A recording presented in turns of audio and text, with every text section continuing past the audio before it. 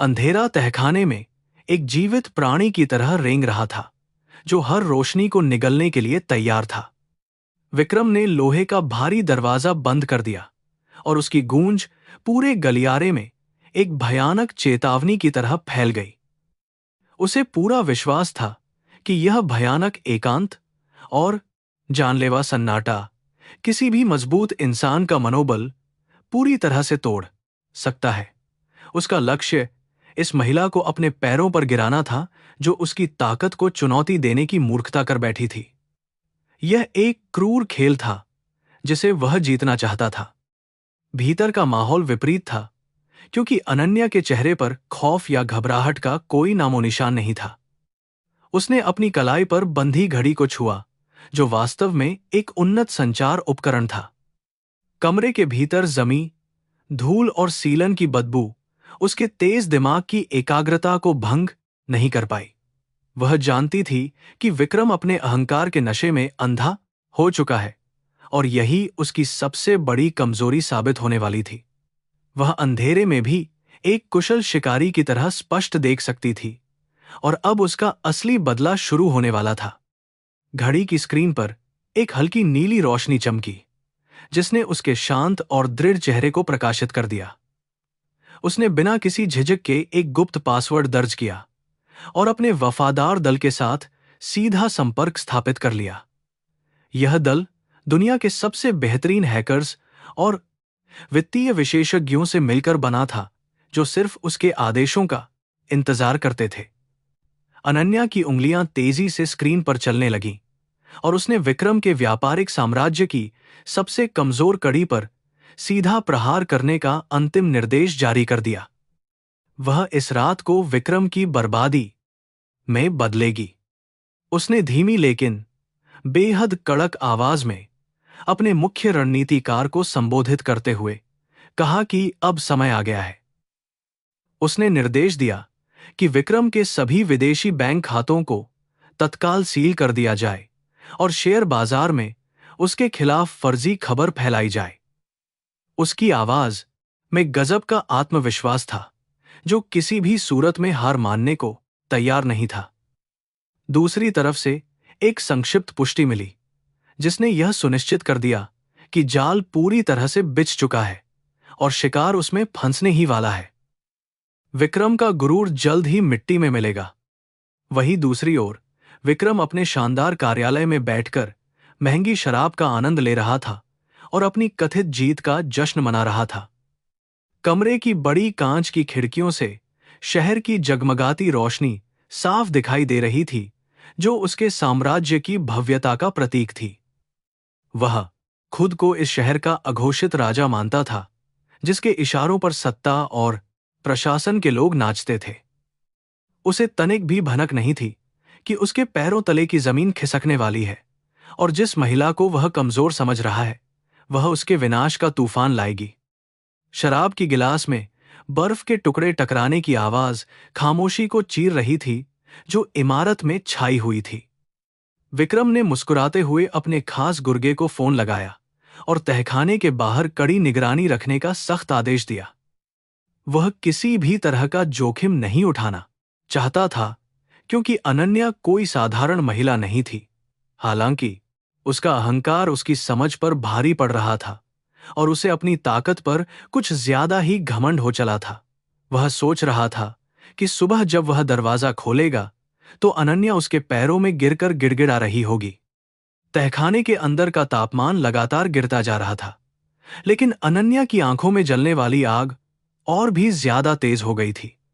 उसने ध्यान केंद्रित किया और अपने दल से विक्रम की सबसे गुप्त फाइलें निकालने को कहा, जिनमें रिश्वत का काला सच छिपा हुआ था।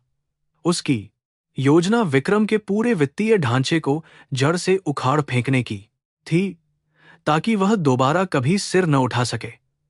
हर गुजरते मिनट के साथ वह अपने जाल को और मजबूत कर रही थी, और विक्रम के बचने के सारे रास्ते बंद कर रही थी। अंधेरा उसका मुख्य हथियार बन चुका था।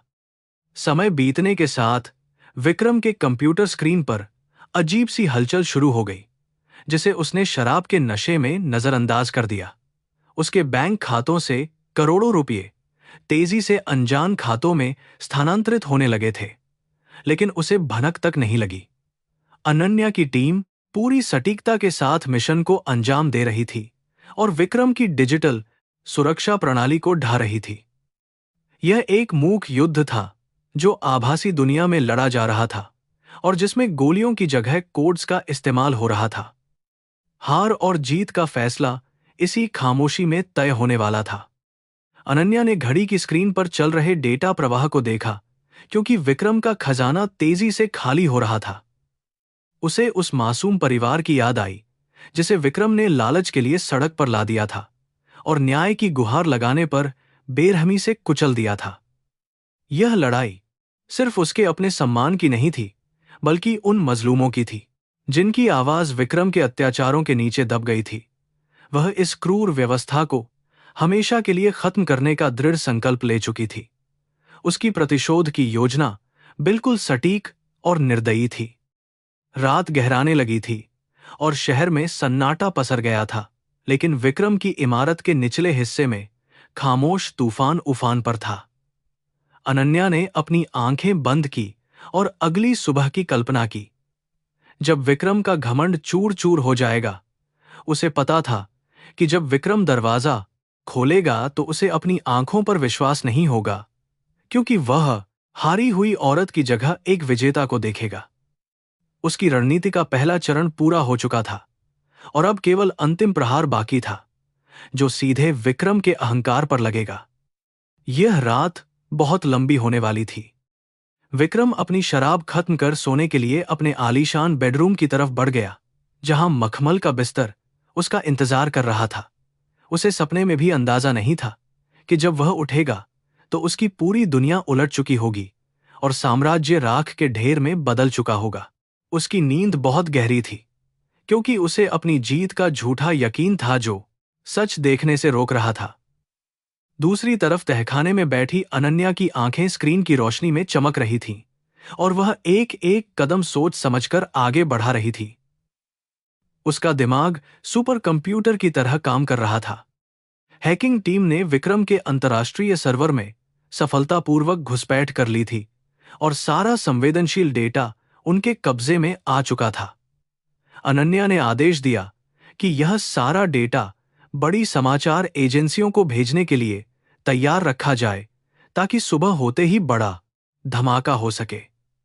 उसने हर सबूत को सावधानी से जांचा, ताकि विक्रम को बचने का कोई कानूनी रास्ता न मिल सके। यह उसके सालों के भ्रष्टाचार और लोगों को धोखा देने का पक्का सबूत था, जो उसे हमेशा के लिए सलाखों के पीछे भेज सकता था। अब पासा पूरी तरह पलट चुका था और शिकारी खुद शिकार बन गया था। जैसे जैसे रात बीत रही थी, तहखाने का ठंडा फर्श अनन्या के लिए मायने नहीं रख रहा था, क्योंकि उसकी आंतरिक शक्ति उसे गर्म रख रही थी। उसने अपनी जैकेट को कसकर लपेटा और स्क्रीन पर चल रहे आंकड़ों को देखती रही, जो विक्रम की लगातार गिरती संपत्ति को दर्शा रहे थे। यह एक ऐसी जीत थी जिसे वह किसी और को नहीं दिखाना चाहती थी, बल्कि खुद महसूस करना चाहती थी। उसने कई रातें इस दिन की तैयारी में बिना सोए बिताई थीं, और आज वह अपनी मेहनत का फल हकीकत में बदलते हुए देख रही थी। न्याय का पहिया अब पूरी तरह से घूम चुका था। अचानक टीम के मुख्य हैकर ने सूचना दी कि विक्रम के कुछ वफादार लोग सिस्टम में हो रही सेंधमारी को रोकने की कोशिश कर रहे हैं। अनन्या के चेहरे पर एक हल्की सी मुस्कान तैर गई, क्योंकि उसे पहले से ही इस बात की उम्मीद थी। उसने तुरंत अपनी बैकअप योजना को सक्रिय करने का सख्त निर्देश दिया और एक भयानक वायरस विक्रम के मुख्य सर्वर में छोड़ दिया। यह वायरस उनके सारे प्रयासों को आसानी से विफल कर देगा और सिस्टम को पूरी तरह से पंगु बना देगा। विक्रम के तकनीकी विशेषज्ञों के पास इस हमले का कोई भी उचित जवाब या समाधान नहीं था। वायरस ने कुछ मिनटों में अपना काम कर दिया और विक्रम का पूरा नेटवर्क ठप पड़ गया, जिससे उसकी तकनीकी टीम में भारी दहशत फैल गई। वे लोग समझ नहीं पा रहे थे कि अचानक यह हमला कहां से और कैसे हुआ है, क्योंकि यह उनकी सोच से परे था। अनन्या ने तहखाने में बैठे बैठे एक ऐसा चक्रव्यूह रच दिया था जिसमें विक्रम और उसकी टीम उलझ कर रह गई थी। वह जानती थी कि सुबह विक्रम को यह खबर मिलेगी, लेकिन तब तक देर हो चुकी होगी और उसका साम्राज्य बिखर चुका होगा। यह उसके अति आत्मविश्वास का घातक नतीजा था। बाहर पहरा दे रहा गुर्गा नींद भगाने के लिए सिगरेट पी रहा था और उसे अंदर चल रहे भयंकर खेल का जरा भी अंदाजा नहीं था। उसे लगा था कि एक औरत अंधेरे कमरे में रो रही होगी और सुबह होने का इंतजार कर रही होगी। लेकिन हकीकत यह थी कि वह औरत अंधेरे को चीरते हुए नई सुबह की पटकथा लिख रही थी, जो विक्रम के जीवन में अंधकार लाने वाली थी।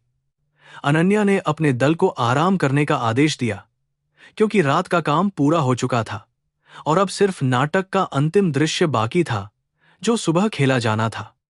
घड़ी की चमक धीमी हो गई थी और अनन्या ने गहरी सांस लेते हुए आंखें मूंद लीं ताकि सुबह के लिए खुद को तरोताजा कर सके। वह शांत थी, लेकिन उसकी शांति तूफान से पहले की खामोशी की तरह थी, जो जल्द ही सब कुछ तबाह करने वाली थी। उसने विक्रम को सबक सिखाने का जो संकल्प लिया था, वह पूरा होने की कगार पर था और उसे इस बात की अपार संतुष्टि थी। वह जानती थी कि विक्रम जब दरवाजा खोलेगा तो उसे हार का सबसे कड़वा घूंट पीना पड़ेगा, जिसे वह कभी भूल नहीं पाएगा। उसकी नियति अनन्या के हाथों में कैद थी। सुबह की पहली किरण के साथ शहर जागने लगा था, लेकिन विक्रम के महल में अभी भी शांति पसरी हुई थी, क्योंकि उसे अपनी हार का पता नहीं था। अनन्या भी जाग चुकी थी और उसने अपने कपड़े ठीक किए ताकि वह विक्रम का सामना पूरे आत्मविश्वास के साथ कर सके। उसने अपनी मुद्रा को सीधा रखा और चेहरे पर ऐसा भाव ले आई जैसे वह तहखाने में नहीं, बल्कि किसी महंगे होटल में बैठी हो। वह विक्रम के चेहरे के उड़ते हुए रंग को देखने के लिए बेताब थी। जब उसे सच्चाई का पता चलेगा, उल्टी गिनती शुरू हो चुकी थी और धमाका होने ही वाला था। विक्रम उठा और उसने आईने में अपने चेहरे को देखते हुए विजयी मुस्कान बिखेरी, जिसे देखकर कोई भी धोखा खा सकता था। उसने अपने महंगे कपड़े पहने और अपनी सफलता का आनंद लेने के लिए तहखाने की तरफ बढ़ने लगा, जहां उसका शिकार इंतजार कर रहा था। उसके कदमों की आहट गलियारे में गूंज रही थी और उसका दिल घमंड से भरा हुआ था, क्योंकि उसे लगा था कि उसने अनन्या को पूरी तरह तोड़ दिया है। वह उसे पैरों पर गिड़गिड़ाते हुए देखने का बेसब्री से इंतजार कर रहा था, लेकिन उसे नहीं पता था कि नियति ने उसके लिए क्या योजना बना रखी है। दरवाजे के पास पहुंचकर विक्रम ने चाबी निकाली और गहरी सांस लेकर ताले में डाल दी, ताकि वह अपनी जीत का जश्न मना सके। उसने गुर्गे को दूर हटने का इशारा किया और विजेता की तरह दरवाजे को जोर से धक्का देकर खोल दिया। अंदर का नजारा देखकर उसके पैरों तले की जमीन खिसक गई और हाथ से चाबियों का गुच्छा जमीन पर गिर गया। अनन्या पुरानी कुर्सी पर अपने पैर के ऊपर पैर रखकर बेहद शांति से बैठी थी और उसके हाथ में एक थर्मस था। वह बहुत इत्मीनान से चाय की चुस्कियां ले रही थी, जैसे वह उसका इंतजार कर रही हो। विक्रम के चेहरे का रंग उड़ चुका था और उसकी आंखें फटी की फटी रह गई थीं, क्योंकि उसे अपनी आंखों पर विश्वास नहीं हो रहा था। अनन्या ने चाय का कप नीचे रखा और एक रहस्यमयी मुस्कान के साथ विक्रम की तरफ देखा, जिसने विक्रम की आत्मा तक को कंपा दिया। विक्रम को समझ नहीं आ रहा था कि जो औरत रात भर अंधेरे में थी, वह इतनी तरोताजा और आत्मविश्वास से कैसे भरी हो सकती है। वह कुछ बोलने के लिए अपने होंठ हिला रहा था, लेकिन गले से कोई भी आवाज नहीं निकल रही थी। खामोशी का यह पल बहुत भारी था। अनन्या ने अपनी जगह से हिले बिना विक्रम को घूरते हुए कहा कि उसे इतनी देर क्यों लग गई, क्योंकि वह उसका लंबे समय से इंतजार कर रही थी। उसकी आवाज में एक अजीब सी ठंडक थी, जिसने विक्रम के खून को जमा दिया और उसे एहसास करा दिया कि उसने बड़ी गलती कर दी है। विक्रम का अहंकार अब डर में बदल रहा था और उसे अपनी बर्बादी का स्पष्ट एहसास होने लगा था, जो करीब आ चुकी थी। अनन्या बस शांति से बैठी थी और विक्रम के टूटने का इंतजार कर रही थी, जो अब कुछ पलों की बात थी। पासा पलट चुका था। अचानक विक्रम का फोन बजने लगा और स्क्रीन पर उसके सबसे बड़े निवेशक का नाम चमक रहा था, जिसने हालात की गंभीरता को बढ़ा दिया था। उसने कांपते हाथों से फोन उठाया और दूसरी तरफ से आने वाली गालियों और धमकियों को सुनकर उसके पसीने छूट गए। उसे बताया गया कि उसका सारा पैसा बाजार से गायब हो चुका है और उसकी कंपनी अब दिवालिया होने की कगार पर खड़ी है। वह बेबस होकर अनन्या की तरफ देख रहा था, जो अपनी चाय का आनंद ले रही थी और विजयी मुस्कान उसके चेहरे पर साफ नजर आ रही थी। यह उसकी असली हार थी। अनन्या ने बहुत ही ठंडे और तीखे स्वर में विक्रम से कहा कि अब उसे अपने घुटनों पर बैठने की तैयारी कर लेनी चाहिए, क्योंकि उसका समय खत्म हो चुका है। विक्रम, जो कुछ घंटे पहले खुद को भगवान समझ रहा था, अब भिखारी की तरह लाचार और बेबस महसूस कर रहा था, जिसे कोई रास्ता नजर नहीं आ रहा था। उसने कभी सपने में भी नहीं सोचा था कि एक औरत उसके पूरे जीवन की कमाई और घमंड को एक ही रात में मिट्टी में मिला देगी। यह न्याय की नई शुरुआत थी, जिसमें अहंकार का कोई स्थान नहीं था। विक्रम के कानों में फोन से आ रही आवाजें हथौड़े की तरह बज रही थीं, जो उसके दिमाग को सुन्न कर रही थीं। निवेशक की गालियां और धमकियां उसके शानदार भविष्य के ताबूत में आखिरी कील ठोकने जैसी थीं, जिसका उसने सपना देखा था। वह पसीने से तरबतर हो चुका था और उसकी सांसें भारी हो गई थीं, क्योंकि सच्चाई भयानक थी। अनन्या अपनी जगह पर मूर्ति की तरह शांत बैठी थी और विक्रम के टूटते हुए चेहरे को ध्यान से देख रही थी।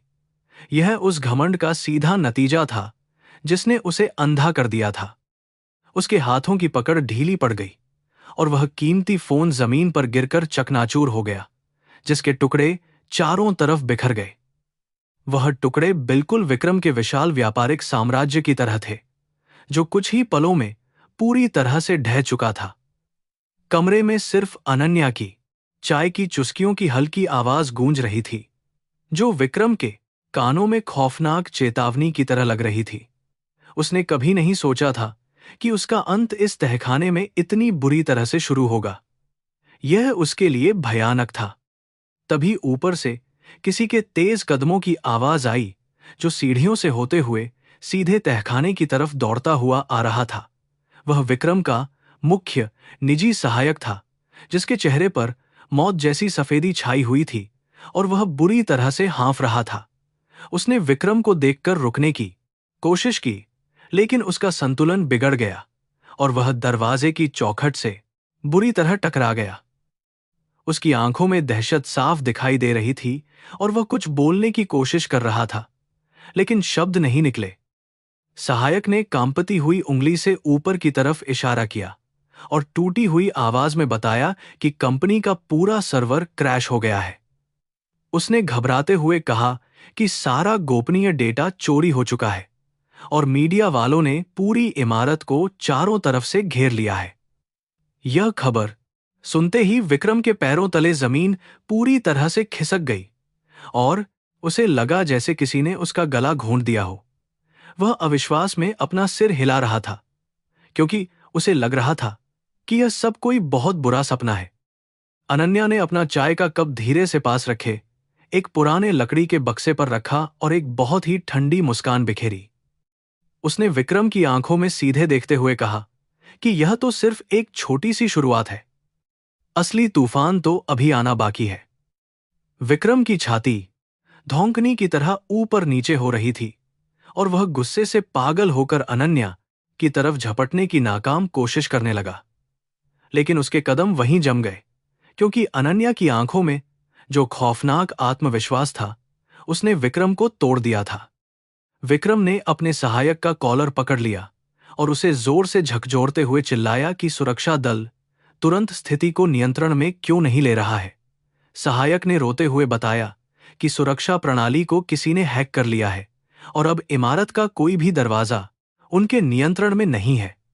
कंपनी के सारे बैंक खाते फ्रीज कर दिए गए हैं और शेयर बाजार में उनके शेयर कौड़ियों के भाव गिर चुके हैं।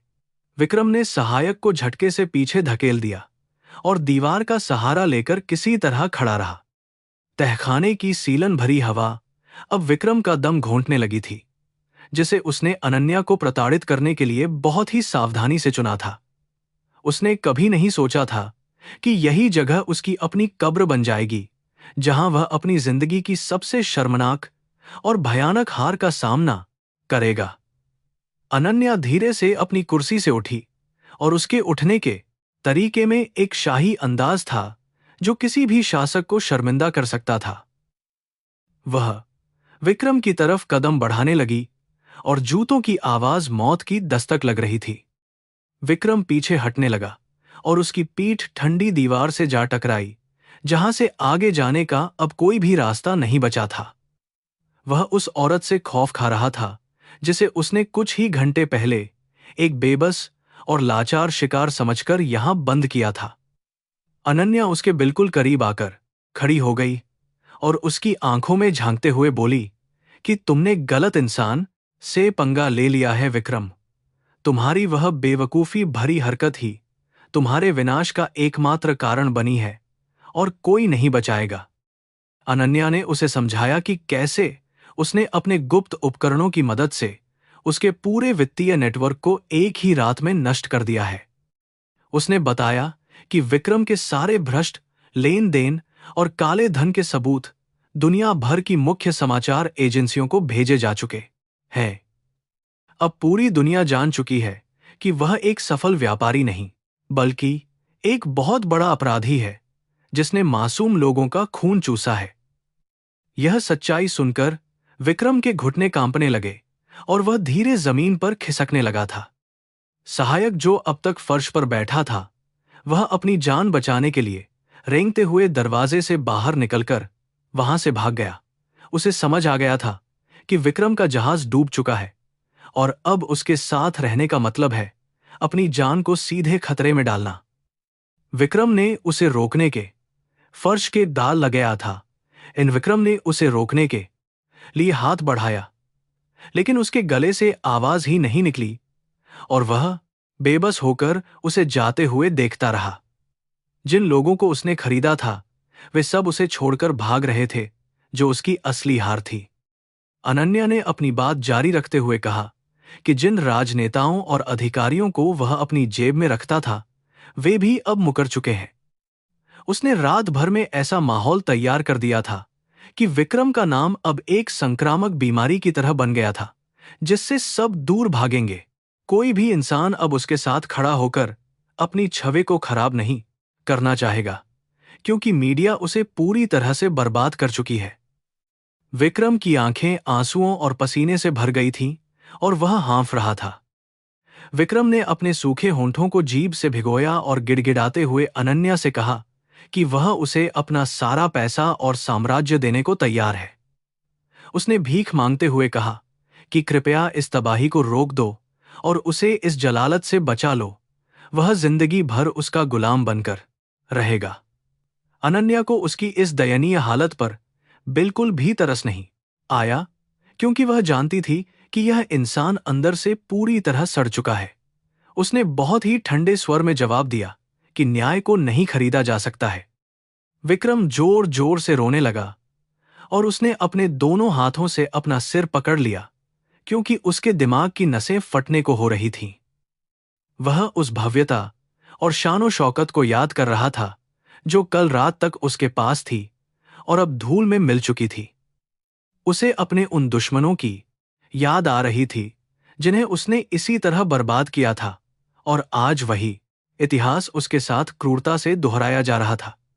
वह दर्द से कराह रहा था, लेकिन उसकी चीखें सुनने वाला कोई नहीं था। अनन्या ने अपना थर्मस उठाया और बची हुई चाय को जमीन पर उड़ेल दिया, जो सीधे विक्रम के महंगे जूतों पर जाकर गिरी। यह एक प्रतीकात्मक इशारा था जो बता रहा था कि विक्रम की अहमियत अब इस फेंकी गई चाय से ज्यादा बिल्कुल भी नहीं है। उसने विक्रम से कहा कि उसे अब अपने किए गए पापों की भारी कीमत चुकानी होगी, और ये सिर्फ शुरुआत है उसके लंबे बुरे वक्त की। विक्रम जमीन पर घुटनों के बल बैठ गया और उसने अपनी आंखें बंद कर लीं, क्योंकि वह हिम्मत हार चुका था। इमारत के बाहर पुलिस के सायरन की आवाजें तेज होने लगी थीं, जो इस बात का संकेत था कि कानून के हाथ विक्रम तक पहुंच चुके हैं। पुलिस की गाड़ियां मुख्य द्वार को तोड़ते हुए अंदर घुस रही थीं और अधिकारियों की भारी भीड़ विक्रम की तलाश में तेजी से सीढ़ियां चढ़ रही थी। मीडिया के कैमरे हर उस चेहरे को कैद करने के लिए बेताब थे जो इस बड़े घोटाले से जुड़ा हुआ था, और पूरा देश इसे देख रहा था। विक्रम ने ये आवाजें सुनी और उसका शरीर कांपने लगा था। अनन्या ने अपने कोट के बटन बंद किए और तहखाने के बाहर जाने के लिए मुड़ी, लेकिन उसने दरवाजे पर पहुंचकर एक आखिरी बार पीछे देखा। विक्रम फर्श पर पड़ा हुआ किसी कीड़े की तरह लग रहा था जो अपनी जान बख्शने की मूक प्रार्थना कर रहा था, लेकिन वह बेअसर थी। उसने विक्रम को याद दिलाया कि जब इंसान को अपनी ताकत पर घमंड हो जाता है तो प्रकृति उसे इसी तरह घुटनों पर लाती है। यह कहकर वह गलियारे की तरफ बढ़ गई और तहखाने में गहरा अंधेरा छा गया था। गलियारे में आते ही अनन्या का सामना दर्जनों पुलिस अधिकारियों से हुआ जो हथियार ताने विक्रम को गिरफ्तार करने के लिए तेजी से आगे बढ़ रहे थे। मुख्य जांच अधिकारी ने अनन्या को सम्मानपूर्वक सिर झुकाकर अभिवादन किया, क्योंकि वे सभी जानते थे कि इस कार्य करते हैं मिशन के पीछे उसी का तेज दिमाग था। अनन्या ने शांत स्वर में उन्हें बताया कि अपराधी अंदर तहखाने में मौजूद है और वह विरोध करने की स्थिति में बिल्कुल भी नहीं है। अधिकारी तेजी से तहखाने की तरफ लपके और अनन्या इमारत के पिछले दरवाजे से निकल गई। अधिकारियों ने तहखाने में प्रवेश किया और विक्रम को फर्श पर बुरी तरह से सिसकते हुए पाया, जो अपनी सुध-बुध पूरी तरह खो चुका था। उन्होंने उसे हथकड़ियां पहनाए और उसे घसीटते हुए बाहर निकालने लगे, लेकिन विक्रम के पैरों में खड़े होने की भी ताकत नहीं बची थी। उसे सीढ़ियों से ऊपर ले जाया गया जहां कल रात तक उसका राज चलता था, लेकिन आज वह वहां एक लाचार और सजा याफ्ता मुजरिम बन चुका था। इमारत के कर्मचारी उसे नफरत और हैरानी भरी नजरों से देख रहे थे, क्योंकि वह भिखारी बन चुका था। जब पुलिस विक्रम को इमारत से बाहर लाई तो मीडिया के कैमरों की फ्लैश लाइटों ने उसे अंधा कर दिया और हर तरफ से सवालों की बौछार होने लगी। पत्रकारों की चीख पुकार और लोगों का गुस्सा उस पर टूट पड़ा था, जिन्हें उसने अपनी चालाकी से धोखा दिया था और जिनकी जिंदगी उसने बर्बाद की थी। विक्रम ने अपना चेहरा छिपाने की कोशिश की, लेकिन पुलिस वालों ने उसे मजबूती से पकड़ रखा था ताकि दुनिया उसका असली और घिनौना चेहरा देख सके। यह उसके लिए मौत से भी बदतर सजा थी। उसी समय दूर खड़ी एक काली कार में बैठी अनन्या इस पूरे नजारे को बेहद शांति और संतुष्टि के साथ अपनी आंखों से देख रही थी। उसने अपनी टीम को एक छोटा सा संदेश भेजा, जिसमें उसने इस सफल अभियान के लिए सभी को धन्यवाद दिया और आगे की तैयारी करने को कहा। उसने कार का शीशा ऊपर चढ़ाया और अपने ड्राइवर को वहां से चलने का इशारा किया, क्योंकि यहां का उसका काम अब पूरी तरह खत्म हो चुका था। कार धीरे धीरे उस भीड़ और हंगामे से दूर जाने लगी थी। विक्रम को पुलिस की गाड़ी में धकेल दिया गया और सायरन बजाती हुई वह गाड़ी पुलिस मुख्यालय की तरफ तेजी से दौड़ पड़ी, जहां उसका अंजाम तय था। गाड़ी के अंदर का माहौल बहुत घुटन भरा था और विक्रम बार बार उस पल को याद कर रहा था जब उसने अनन्या को कमजोर समझा था। उसका दिमाग अभी भी इस बात को स्वीकार नहीं कर पा रहा था कि एक ही रात में कैसे कोई उसका पूरा साम्राज्य और इज्जत तबाह कर सकता है। वह बार बार अपने खाली हाथों को देख रहा था। दूसरी तरफ शहर के मुख्य समाचार चैनलों पर विक्रम के काले कारनामों की खबरें आग की तरह फैल रही थीं और हर कोई स्तब्ध था। उसके द्वारा किए गए घोटालों की रकम इतनी बड़ी थी कि बड़े बड़े अर्थशास्त्रियों के होश उड़ गए थे और शेयर बाजार में हाहाकार मचा हुआ था। जो लोग कल तक विक्रम को अपना आदर्श मानते थे, वे आज उसकी तस्वीरों पर कालिख पोत रहे थे और उसे देशद्रोही करार दे रहे थे। उसकी जिंदगी भर की कमाई हुई झूठी इज्जत अब पूरी तरह से खाक में मिल चुकी थी। अनन्या की कार एक शांत इलाके में स्थित सुरक्षित ठिकाने पर रुकी, जहां उसका मुख्य दल उसका बेसब्री से इंतजार कर रहा था ताकि वे जश्न मना सकें। जैसे ही वह अंदर दाखिल हुई, सभी ने खड़े होकर तालियों की गड़गड़ाहट के साथ उसका जोरदार स्वागत किया और उसकी शानदार जीत की बधाई दी। उसने मुस्कुराकर सबका अभिवादन स्वीकार किया, लेकिन उसकी आंखों में अभी भी वही गंभीरता और काम के प्रति समर्पण था जो उसे हमेशा दूसरों से अलग बनाता था। वह जानती थी कि अभी युद्ध जीतना बाकी है। उसने बड़ी स्क्रीन पर चल रही खबरों को देखा, जहां विक्रम को अदालत में पेश करने की तैयारी की जा रही थी और पुलिस पूरी तरह मुस्तैद थी। वह अच्छी तरह से जानती थी कि विक्रम के वकील उसे बचाने की हर मुमकिन और गंदी कोशिश करेंगे, लेकिन उसने सबूतों की मजबूत दीवार खड़ी की थी। यह दीवार इतनी मजबूत थी कि कोई भी कानूनी दांव पेंच इसे नहीं तोड़ सकता था और विक्रम को जेल में ही रहना पड़ेगा। उसने अपने रणनीतिकार से कहा कि पैनी नजर रखी जाए। आज का दिन अनन्या के लिए एक बहुत बड़ी सफलता का दिन था, लेकिन उसने अपने उसूलों को कभी नहीं छोड़ा और हमेशा न्याय के लिए काम किया। उसने साबित कर दिया था कि सच्चाई और बुद्धिमानी के सामने कोई भी घमंड और दौलत ज्यादा देर तक टिक नहीं सकती, चाहे वह कितनी भी बड़ी क्यों ना हो। विक्रम का पतन उन सभी अहंकारी लोगों के लिए एक बहुत बड़ा सबक था जो सोचते थे कि वे पैसे से कुछ खरीद सकते हैं। अनन्या अब नई चुनौती के लिए तैयार थी। वह अपने निजी केबिन में गई और उसने अपनी मेज पर रखी एक पुरानी तस्वीर को उठाया जिसमें उसके माता पिता मुस्कुरा रहे थे, जो अब इस दुनिया में नहीं थे। विक्रम के लालच और धोखे ने उसके परिवार को बहुत गहरा दुख दिया था और इसी वजह से उसने यह लंबी लड़ाई लड़ने का फैसला किया था जिसे आज उसने जीत लिया था। उसने तस्वीर को चूमते हुए अपनी आंखें बंद कीं और महसूस किया कि उसके माता पिता की आत्मा को आज सच्ची शांति मिल गई होगी, क्योंकि न्याय हुआ था। इस जीत के बाद भी अनन्या के चेहरे पर कोई घमंड नहीं था, बल्कि एक अजीब सी शांति और ठहराव था जो एक सच्चे योद्धा की पहचान होती है। वह जानती थी कि समाज में विक्रम जैसे और भी कई लोग मौजूद हैं जो अपनी ताकत का गलत इस्तेमाल करते हैं और गरीबों को कुचलते हैं। उसकी यह लड़ाई सिर्फ एक व्यक्ति के खिलाफ नहीं थी, बल्कि उस पूरी भ्रष्ट व्यवस्था के खिलाफ थी जिसे वह जड़ से उखाड़ फेंकना चाहती थी। यह तो बस एक छोटा सा पड़ाव था। अंधेरे कमरे में बैठे हुए अनन्या की उंगलियां उसकी विशेष घड़ी के कीबोर्ड पर बेहद तेजी से चल रही थीं, जो किसी भी आम घड़ी जैसी बिल्कुल नहीं थी। यह एक उच्च तकनीक वाला उपकरण था जिसे उसके दल ने सिर्फ ऐसी ही आपातकालीन और खतरनाक स्थितियों के लिए खास तौर पर डिजाइन किया था। स्क्रीन से निकलने वाली नीली रोशनी उसकी आंखों में एक दृढ़ संकल्प और अदम्य साहस को दर्शा रही थी जो किसी भी तूफान का सामना कर सकता था। उसने मुख्य वित्तीय सर्वर को हैक करने के लिए अपना अंतिम कोड डाला। जैसे ही उसने कमांड भेजा, दुनिया भर में फैले उसके गुप्त नेटवर्क के लोग तुरंत हरकत में आ गए और पूरी ताकत से हमला बोल दिया। वे सभी बहुत ही कुशल पेशेवर थे जो विक्रम के व्यापारिक साम्राज्य की हर एक छोटी और बड़ी कमजोरी को बहुत अच्छी तरह से जानते थे।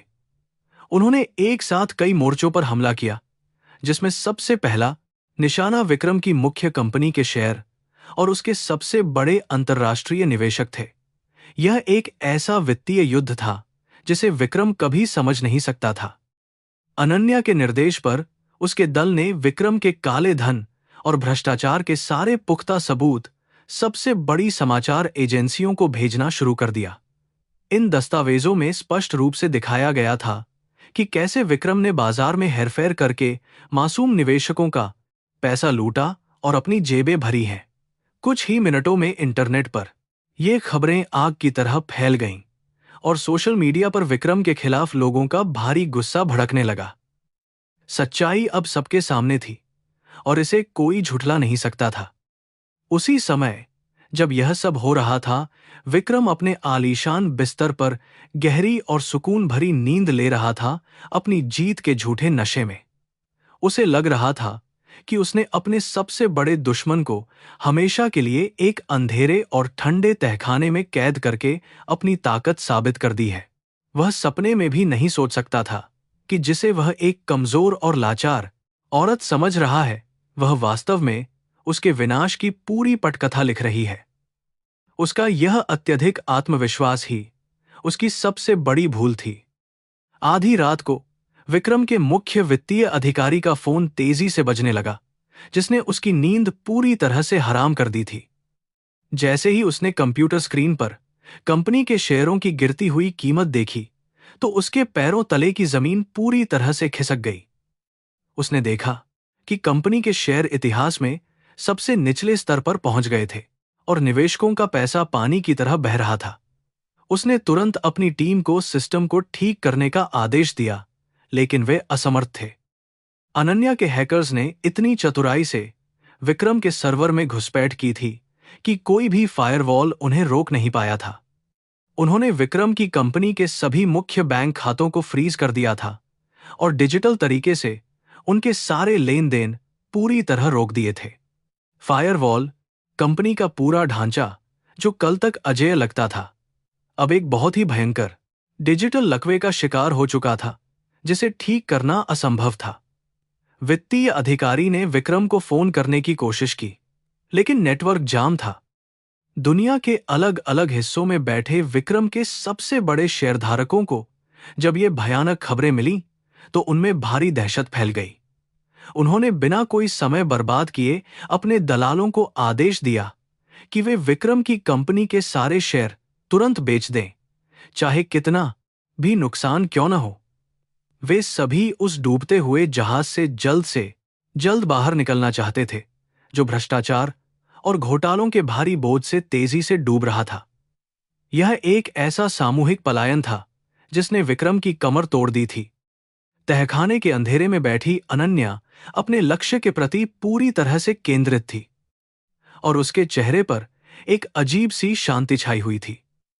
उसे विक्रम की कोई दया या सहानुभूति नहीं चाहिए थी, बल्कि वह उसे न्याय के कटघरे में खड़ा करके उसके सारे अपराधों की सजा दिलाना चाहती थी। उसकी घड़ी की स्क्रीन पर लगातार आ रहे संदेश यह पुष्टि कर रहे थे कि उसका हर वार विक्रम के सीने पर सटीक बैठ रहा है। वह एक कुशल शतरंज के खिलाड़ी की तरह अपनी हर चाल बहुत ही सावधानी से चल रही थी।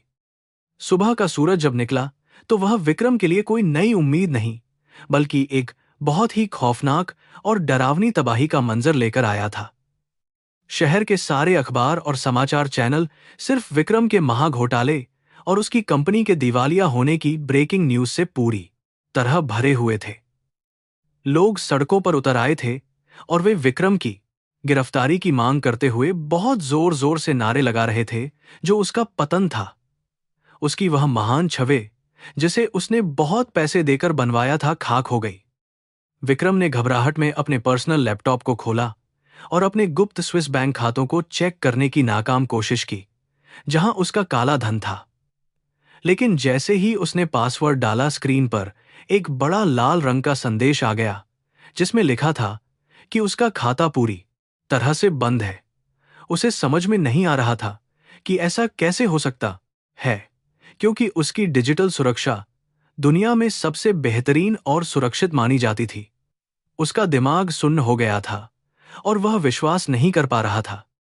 वह पूरी तरह से कंगाल हो चुका था और यह एहसास उसे एक भयानक जहर की तरह धीरे धीरे अंदर से पूरी तरह मार रहा था।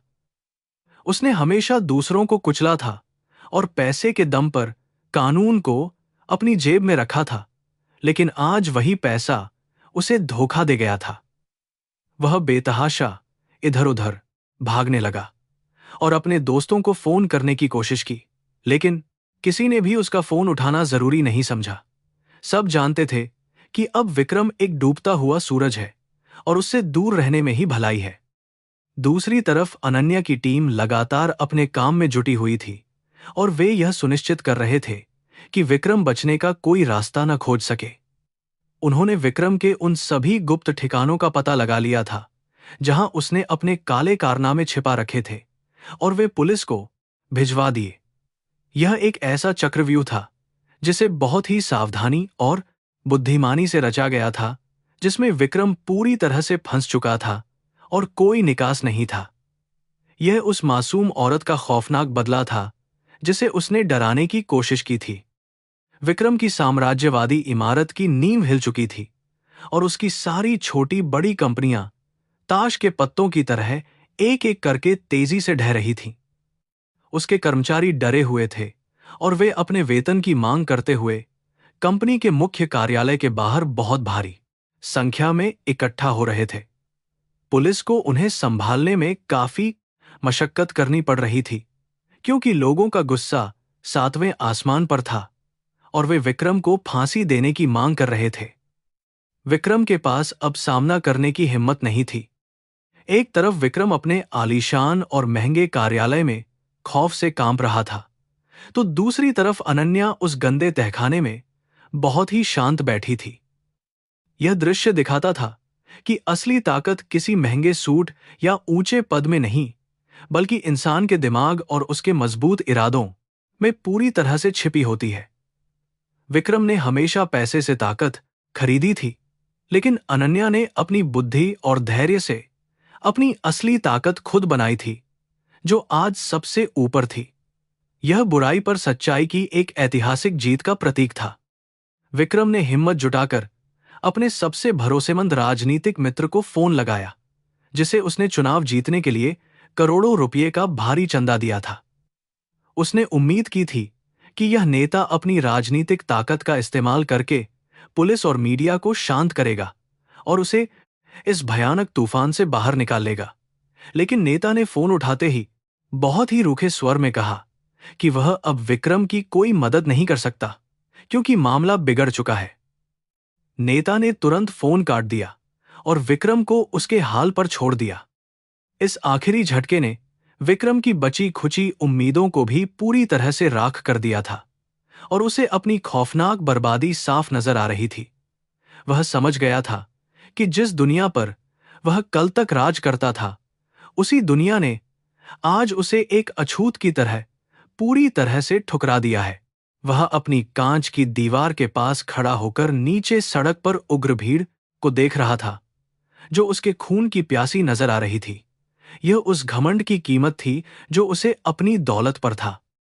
विक्रम के साम्राज्य के पतन का असर सिर्फ उसके अपने देश तक सीमित नहीं था, बल्कि इसका बहुत बुरा प्रभाव वैश्विक बाजारों पर भी तेजी से पड़ रहा था। जिन अंतर्राष्ट्रीय कंपनियों ने उसके साथ व्यापारिक समझौते किए थे, वे भी अब भारी नुकसान का सामना कर रही थीं और विक्रम पर मुकदमा करने की तैयारी में थीं। पूरा अंतर्राष्ट्रीय व्यापारिक समुदाय विक्रम के घोटालों को देखकर पूरी तरह से स्तब्ध था, क्योंकि किसी ने भी उसे इतना बड़ा अपराधी होने की कल्पना नहीं की थी। उसकी साख अब पूरी दुनिया में खत्म हो चुकी थी। अनन्या के प्रमुख रणनीतिकार ने उसे संदेश भेजा कि विक्रम के सारे कानूनी रास्ते अब पूरी तरह से बंद कर दिए गए हैं और अब वह बिल्कुल लाचार है। उन्होंने विक्रम के महंगे वकीलों के उन बैंक खातों को भी सील कर दिया था, जहां से उन्हें भारी फीस मिलने वाली थी, जिससे वकील भी पीछे हट गए। अब विक्रम के पास अपने बचाव के लिए न तो पैसा बचा था और न ही कोई वकील जो अदालत में उसका केस लड़ने की हिम्मत कर सके। यह वित्तीय नाकाबंदी इतिहास की सबसे सटीक रणनीति बन गई थी। विक्रम अब फर्श पर घुटनों के बल गिर पड़ा था और उसका दिमाग इस सदमे को बिल्कुल भी बर्दाश्त नहीं कर पा रहा था, जो उसे अचानक लगा था। वह जोर जोर से हंसने लगा, जैसे वह पागल हो गया हो, क्योंकि हकीकत का सामना करने की ताकत उसमें अब बिल्कुल भी नहीं बची थी, जो बहुत भयानक था। उसका साम्राज्य, जो उसने लोगों को धोखा देकर बड़ी चालाकी से खड़ा किया था, वह आज उसकी आंखों के सामने ही पूरी तरह राख में बदल गया था। वह एक जिंदा लाश बन चुका था। उसे वह दिन याद आ रहा था जब उसने पहली बार अनन्या को बहुत ही कमजोर समझकर उसका भारी अपमान किया था और उसे बर्बाद करने की धमकी दी थी। उसने सोचा था कि वह अपने पैसों की ताकत से उसे आसानी से खरीद लेगा या फिर उसे हमेशा के लिए चुप करा देगा, लेकिन वह पूरी तरह गलत था। अनन्या ने उसकी धमकियों का जवाब शब्दों से नहीं, बल्कि अपने इस बहुत ही भयानक और खतरनाक वित्तीय हमले से दिया था, जिसने उसकी कमर तोड़ दी। यह एक गलती थी जिसे वह सुधार नहीं सकता था। तहखाने में अनन्या ने अपनी चाय का आखिरी घूंट पिया और अपनी घड़ी की स्क्रीन को बंद कर दिया, क्योंकि उसका काम अब पूरी तरह से खत्म हो चुका था। वह जानती थी कि विक्रम अब ऊपर पूरी तरह से टूट चुका होगा और उसे अपनी हार का बहुत ही कड़वा एहसास हो रहा होगा, जो वह देखना चाहती थी। उसने अपनी जैकेट को ठीक किया और अपनी कुर्सी पर सीधे बैठकर उस पल का इंतजार करने लगी जब विक्रम दरवाजा खोलेगा और अपनी बर्बादी को देखेगा। यह एक विजेता का शाही इंतजार था। विक्रम को इस बात पर बिल्कुल भी यकीन नहीं हो रहा था कि यह सब कुछ सिर्फ कुछ ही घंटों के भीतर कैसे और इतनी तेजी से हो सकता है। उसने सालों की मेहनत और बेईमानी से यह पूरा साम्राज्य खड़ा किया था और किसी ने उसे एक ही रात में ताश के महल की तरह पूरी तरह गिरा दिया था। वह समझ गया था कि अनन्या कोई साधारण औरत नहीं है, बल्कि वह एक ऐसा तूफान है जो अपने दुश्मनों को पूरी तरह से मिटाकर ही दम लेता है। उसने अनजाने में मौत को बुलाया था। इमारत के बाहर पुलिस की गाड़ियों के सायरन की आवाजें अब और भी ज्यादा तेज हो गई थीं, जो विक्रम के कानों में एक डरावनी चेतावनी की तरह गूंज रही थीं। वह जानता था कि अब उसका बचना बिल्कुल भी मुमकिन नहीं है और उसे अपनी बची हुई जिंदगी जेल की अंधेरी और ठंडी सलाखों के पीछे ही पूरी तरह गुजारनी पड़ेगी। उसका आलीशान जीवन अब हमेशा के लिए खत्म हो चुका था और अब उसके सामने सिर्फ एक बहुत ही लंबा और दर्दनाक अंधकार बचा था। वह अपनी जगह पर पत्थर की तरह पूरी तरह जम गया था। अनन्या ने अपनी आंखें बंद कीं और महसूस किया कि उसने उन सभी बेगुनाह लोगों को न्याय दिला दिया है जिन्हें विक्रम ने अपने अहंकार और लालच में आकर कुचला था। यह सिर्फ उसकी निजी जीत नहीं थी, बल्कि यह उन सभी की जीत थी जो इस भ्रष्ट व्यवस्था के खिलाफ कभी भी अपनी आवाज उठाने की हिम्मत नहीं कर पाते थे। उसने साबित कर दिया था कि सच्चाई की ताकत के सामने कोई भी घमंड ज्यादा देर तक नहीं टिक सकता, चाहे वह कितना भी बड़ा क्यों ना हो। यह एक ऐतिहासिक जीत थी। विक्रम ने एक आखिरी कोशिश के तौर पर अपने कुछ गुंडों को बुलाने का सोचा जो हमेशा उसके गंदे काम करते थे, लेकिन उसका फोन नेटवर्क पहले ही काटा जा चुका था। वह पूरी तरह से असहाय और अकेला हो गया था, जिसे कोई भी बचाने नहीं आने वाला था, क्योंकि उसके सारे बुरे कर्म आज उसके सामने एक साथ आकर खड़े हो गए थे। उसने महसूस किया कि उसका सारा घमंड एक बहुत ही बड़े झूठ पर टिका था, जो पूरी तरह से बेनकाब हो चुका था और वह हार चुका था। अनन्या अब शारीरिक रूप से उस अंधेरे तहखाने में थी, लेकिन मानसिक रूप से वह बहुत आगे निकल चुकी थी और उसने अपने अगले मिशन के बारे में सोचना शुरू कर दिया था। वह जानती थी कि समाज में अभी भी कई ऐसे लोग मौजूद हैं जो अपनी ताकत का गलत इस्तेमाल करते हैं और उन्हें भी इसी तरह सबक सिखाने की बहुत सख्त जरूरत है। विक्रम तो सिर्फ एक बहुत ही छोटी सी शुरुआत था और उसकी असली लड़ाई तो अभी बस शुरू ही हुई थी, जिसे वह लड़ेगी।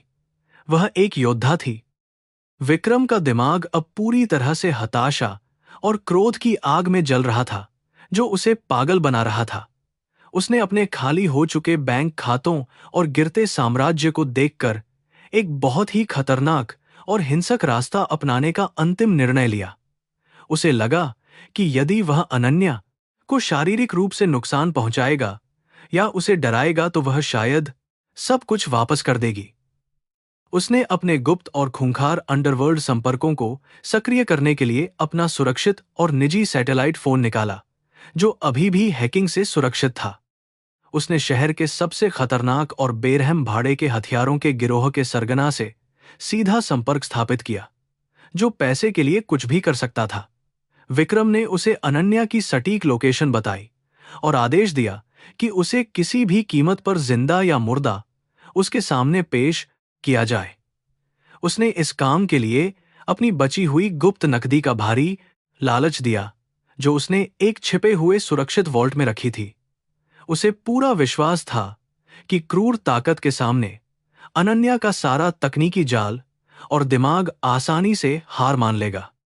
भाड़े के हथियारों का वह खूंखार समूह भारी हथियारों से लैस होकर विक्रम की इमारत की तरफ तेजी से बढ़ने लगा था, जो मौत का पैगाम लेकर आ रहा था। उनके चेहरों पर नकाब थे और वे किसी भी सुरक्षा घेरे को बेरहमी से तोड़ने के लिए पूरी तरह से प्रशिक्षित और तैयार थे। विक्रम अपनी कांच की खिड़की से बाहर देख रहा था और उसके चेहरे पर एक बहुत ही भयानक और क्रूर मुस्कान लौट आई थी। उसे लग रहा था कि यह खूनी खेल अब उसे इस भयानक हार से बचा लेगा और वह फिर से जीत जाएगा। लेकिन विक्रम को यह बिल्कुल भी नहीं पता था कि अनन्या ने उसके हर एक कदम का पहले से ही बहुत ही बारीकी से अनुमान लगा लिया था। जब वह तहखाने में बैठी अपनी चाय की चुस्कियां ले रही थी, तभी उसके गुप्त संचार उपकरण पर विक्रम के उस सैटेलाइट कॉल की पूरी रिकॉर्डिंग आ गई थी। उसकी जासूसी प्रणाली इतनी ज्यादा उन्नत थी कि विक्रम की कोई भी चाल उससे छिप नहीं सकती थी, चाहे वह कितनी भी गुप्त क्यों न हो। उसने बहुत ही शांत स्वर में अपनी विशेष सुरक्षा टीम को तुरंत अलर्ट कर दिया था। अनन्या की सुरक्षा टीम कोई साधारण गार्ड नहीं थे, बल्कि वे पूर्व सैन्य कमांडो और रणनीतिक विशेषज्ञ थे जो साये की तरह काम करते थे। उन्होंने पहले ही विक्रम की इमारत को चारों तरफ से एक बहुत ही अभेद्य और गुप्त सुरक्षा घेरे में पूरी तरह से जकड़ लिया था, जिसके बारे में किसी को भनक नहीं थी। जैसे ही विक्रम के हथियारों की गाड़ियां इमारत के करीब पहुंची, अनन्या के कमांडो ने बहुत ही सटीक और पेशेवर तरीके से अपना शानदार काम शुरू कर दिया। यह एक जाल था जिसमें हथियारे खुद खुशी खुशी चले आ रहे थे। अंधेरी सड़क पर अचानक शक्तिशाली फ्लैशबैंग ग्रेनेड फटे, जिनकी अंधी कर देने वाली रोशनी ने विक्रम के भाड़े के गुंडों को पूरी तरह से अचंभित कर दिया। इससे पहले कि वे अपने हथियार निकाल पाते, अनन्या के प्रशिक्षित कमांडो ने बिजली की गति से उन पर एक साथ बहुत ही जोरदार हमला बोल दिया। बिना कोई गोली चलाए और बिना ज्यादा शोर किए उन्होंने उन सभी खूंखार अपराधियों को कुछ ही सेकंड में जमीन पर धूल चटा दी। यह इतनी तेजी से हुआ कि हथियारों को अपनी गलती समझने का मौका ही नहीं मिला और वे गिरफ्तार हो गए। ऊपर अपने कार्यालय में विक्रम बेसब्री से इंतजार कर रहा था कि कब उसके गुंडे अनन्या को घसीटते हुए उसके सामने लाएंगे और वह अपना बदला लेगा। उसने अपनी घड़ी देखी और महसूस किया कि बहुत ज्यादा समय बीत चुका है, लेकिन नीचे से कोई भी आवाज या धमाका नहीं हुआ था, जो बहुत अजीब था। उसकी बेचैनी बढ़ने लगी और उसने अपने सैटेलाइट फोन से सरगना को दोबारा संपर्क करने की कोशिश की, लेकिन दूसरी तरफ सिर्फ एक डरावना सन्नाटा था। उसकी वह क्रूर मुस्कान अब फिर से खौफ और घबराहट में तेजी से बदलने लगी थी। तभी विक्रम के कार्यालय का बड़ा टेलीविजन अचानक खुद ही चालू हो गया और स्क्रीन पर एक बहुत ही धुंधली लेकिन जानी पहचानी छवि उभर कर सामने आई। यह अनन्या थी जो तहखाने के उस कैमरे से सीधा प्रसारण कर रही थी, जिसे विक्रम ने उसे डराने के लिए वहां पर लगाया था। उसने बेहद ठंडी और चुभने वाली आवाज में विक्रम से कहा कि तुम्हारे भेजे हुए मेहमानों का बहुत ही अच्छी तरह से स्वागत किया जा चुका है। विक्रम यह सुनकर बुरी तरह से कांप उठा, क्योंकि उसकी आखिरी उम्मीद भी अब पूरी तरह टूट चुकी थी। स्क्रीन पर दृश्य बदला और विक्रम ने देखा कि उसके द्वारा भेजे गए सारे खतरनाक गुंडे बंधे हुए जमीन पर पड़े हैं और उनके हथियार छिन चुके हैं। अनन्या के कमांडो बहुत ही मुस्तैदी से वहां खड़े थे, जो इस बात का स्पष्ट सबूत था कि विक्रम की यह हिंसक चाल भी बुरी तरह विफल हो गई है। अनन्या ने व्यंग्यात्मक लहजे में कहा कि जब दिमाग हार जाता है तो मूर्ख लोग हमेशा ताकत का इस्तेमाल करते हैं, लेकिन तुम उसमें भी असफल रहे। यह विक्रम के अहंकार पर एक और बहुत ही करारा और जानलेवा प्रहार था। विक्रम के घुटने अब वजन नहीं सह पा रहे थे और वह धड़ाम से अपने महंगे सोफे पर गिर पड़ा, क्योंकि वह पूरी तरह से हार चुका था। उसे अब साफ नजर आ रहा था कि वह एक गहरी और अंधेरी खाई में गिर रहा है, जहां से बाहर निकलने का कोई रास्ता नहीं है। उसकी सारी चालाकियां, सारा पैसा और सारी ताकत इस साधारण सी दिखने वाली औरत के सामने बिल्कुल मिट्टी के खिलौने की तरह साबित हुई थी। उसका दिमागी संतुलन अब धीरे धीरे जवाब दे रहा था और वह पागलपन की कगार पर था। अनन्या ने स्क्रीन से विक्रम की आंखों में हांकते हुए बताया कि उसने यह जाल बहुत पहले ही बिछा दिया था, जब विक्रम खुद को अजेय समझता था। उसने कहा कि तुमने हमेशा लोगों की कमजोरियों का फायदा उठाया, लेकिन आज तुम्हारी अपनी ही क्रूरता और घमंड तुम्हारा सबसे बड़ा दुश्मन बन गया है। विक्रम बेतहाशा स्क्रीन की तरफ देख रहा था और उसकी आंखों से आंसू बहने लगे थे, जो उसकी बेबसी और शर्मिंदगी का साफ सबूत थे। उसने कभी नहीं सोचा था कि उसका शिकार उसे इस तरह से चूहे की तरह फंसा लेगा। यह स्थिति विक्रम के लिए भयानक मानसिक यातना से कम नहीं थी, क्योंकि वह अपनी बनाई हुई जेल में पल पल घुटकर मर रहा था। वह जो कल तक शहर का राजा था, आज अपनी इमारत में कैदी बन गया था, जिसके इशारे पर एक पत्ता भी नहीं हिल सकता था। अनन्या की शांत आवाज उसके कानों में पिघले शीशे की तरह पड़ रही थी, जो उसे उसके हर एक बुरे कर्म की बहुत भयानक याद दिला रही थी। वह अपने बालों को नोच रहा था और जोर जोर से हाँफ रहा था। अनन्या ने एक और बटन दबाया और अचानक विक्रम के कार्यालय की सारी चमकदार लाइटें एक झटके में बंद हो गईं, जिससे वहां भयानक अंधेरा छा गया। अब विक्रम भी उसी अंधेरे का अनुभव कर रहा था, जो उसने अनन्या के लिए उस गंदे और बदबूदार तहखाने में चुना था, और ये बहुत न्यायसंगत था। अंधेरे ने विक्रम के अंदर छिपे हुए डर को और भी ज्यादा बढ़ा दिया, और वह एक डरे हुए छोटे बच्चे की तरह सोफे के कोने में दुबक गया। उसे हर तरफ से अनन्या की ठंडी और खौफनाक आवाजें सुनाई देने लगी थीं। विक्रम ने महसूस किया कि उसकी इमारत के सारे दरवाजे स्वचालित रूप से लॉक हो गए हैं, और अब वह इस आलीशान पिंजरे से बाहर नहीं निकल सकता। उसके पास न तो कोई फोन था, न कोई संपर्क सूत्र, और न ही कोई वफादार कर्मचारी जो इस भयानक स्थिति में उसकी कोई भी मदद कर सके। वह पूरी दुनिया से कट चुका था, और यह एकांत उसे अंदर ही अंदर एक खूंखार जानवर की तरह तेजी से खा रहा था, जो दर्दनाक था। उसे अपनी सांसों की आवाज भी हथौड़े की तरह सुनाई दे रही थी। दूसरी तरफ तहखाने में अनन्या ने अपने चाय के कप को किनारे रखा और अपनी कुर्सी से बहुत ही शान से उठी, जैसे कोई महारानी उठती है। उसने अपनी टीम को निर्देश दिया कि वे पुलिस को उन सभी भाड़े के हथियारों को सौंप दें और विक्रम के इस नए अपराध का मामला भी दर्ज करवाएं। उसने बिना किसी हड़बड़ाहट के अपने कपड़े ठीक किए, क्योंकि उसका यह विशेष खेल अब अपने अंतिम और सबसे महत्वपूर्ण चरण में पहुंच चुका था, जो निर्णायक था। वह जानती थी कि विक्रम अब पूरी तरह से टूट चुका है। वह बहुत ही धीमी गति से तहखाने की सीढ़ियां चढ़ने लगी, और उसके जूतों की हर एक आहट उस खामोश इमारत में बहुत स्पष्ट रूप से गूंज रही थी। यह आहट विक्रम के लिए मौत के कदमों जैसी थी, जो धीरे धीरे उसके पास आ रही थी, और वह इसका सामना करने से बहुत ज्यादा डर रहा था। अनन्या को कोई जल्दी नहीं थी, क्योंकि वह जानती थी कि शिकार अब जाल में पूरी तरह से फंस चुका है और उसके भागने का कोई भी रास्ता नहीं है। यह उसकी सालों की अचूक रणनीति का फल था। अंधेरे कार्यालय में बैठा विक्रम जोर जोर से रोते हुए हवा में गिड़गिड़ाने लगा, और वह किसी अदृश्य शक्ति से माफी मांगने की दयनीय कोशिश कर रहा था। उसे अपनी सारी गलतियां और पाप याद आ रहे थे, जिन्होंने उसे इस भयानक और खौफनाक अंजाम तक पहुंचाया था, जो किसी भी मौत से बहुत ज्यादा बुरा था। उसने अपनी दौलत का अहंकार किया था, लेकिन आज वही दौलत उसे एक घूंट पानी या एक पल का सुकून देने में पूरी तरह से नाकाम साबित हुई थी। वह घुटनों के बल बैठकर सिर्फ दया की भीख मांग रहा था। अनन्या विक्रम के कार्यालय के भारी और नक्काशीदार दरवाजे के ठीक बाहर आकर बहुत ही शांति से खड़ी हो गई, और उसने एक गहरी सांस अंदर ली।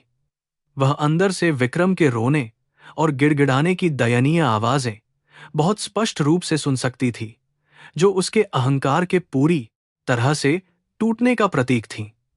उसने दरवाजे को धक्का नहीं दिया, बल्कि बस वहां खड़ी होकर उस पल का आनंद ले रही थी, जब एक जालिम अपराधी अपने किए की भारी सजा भुगत रहा था।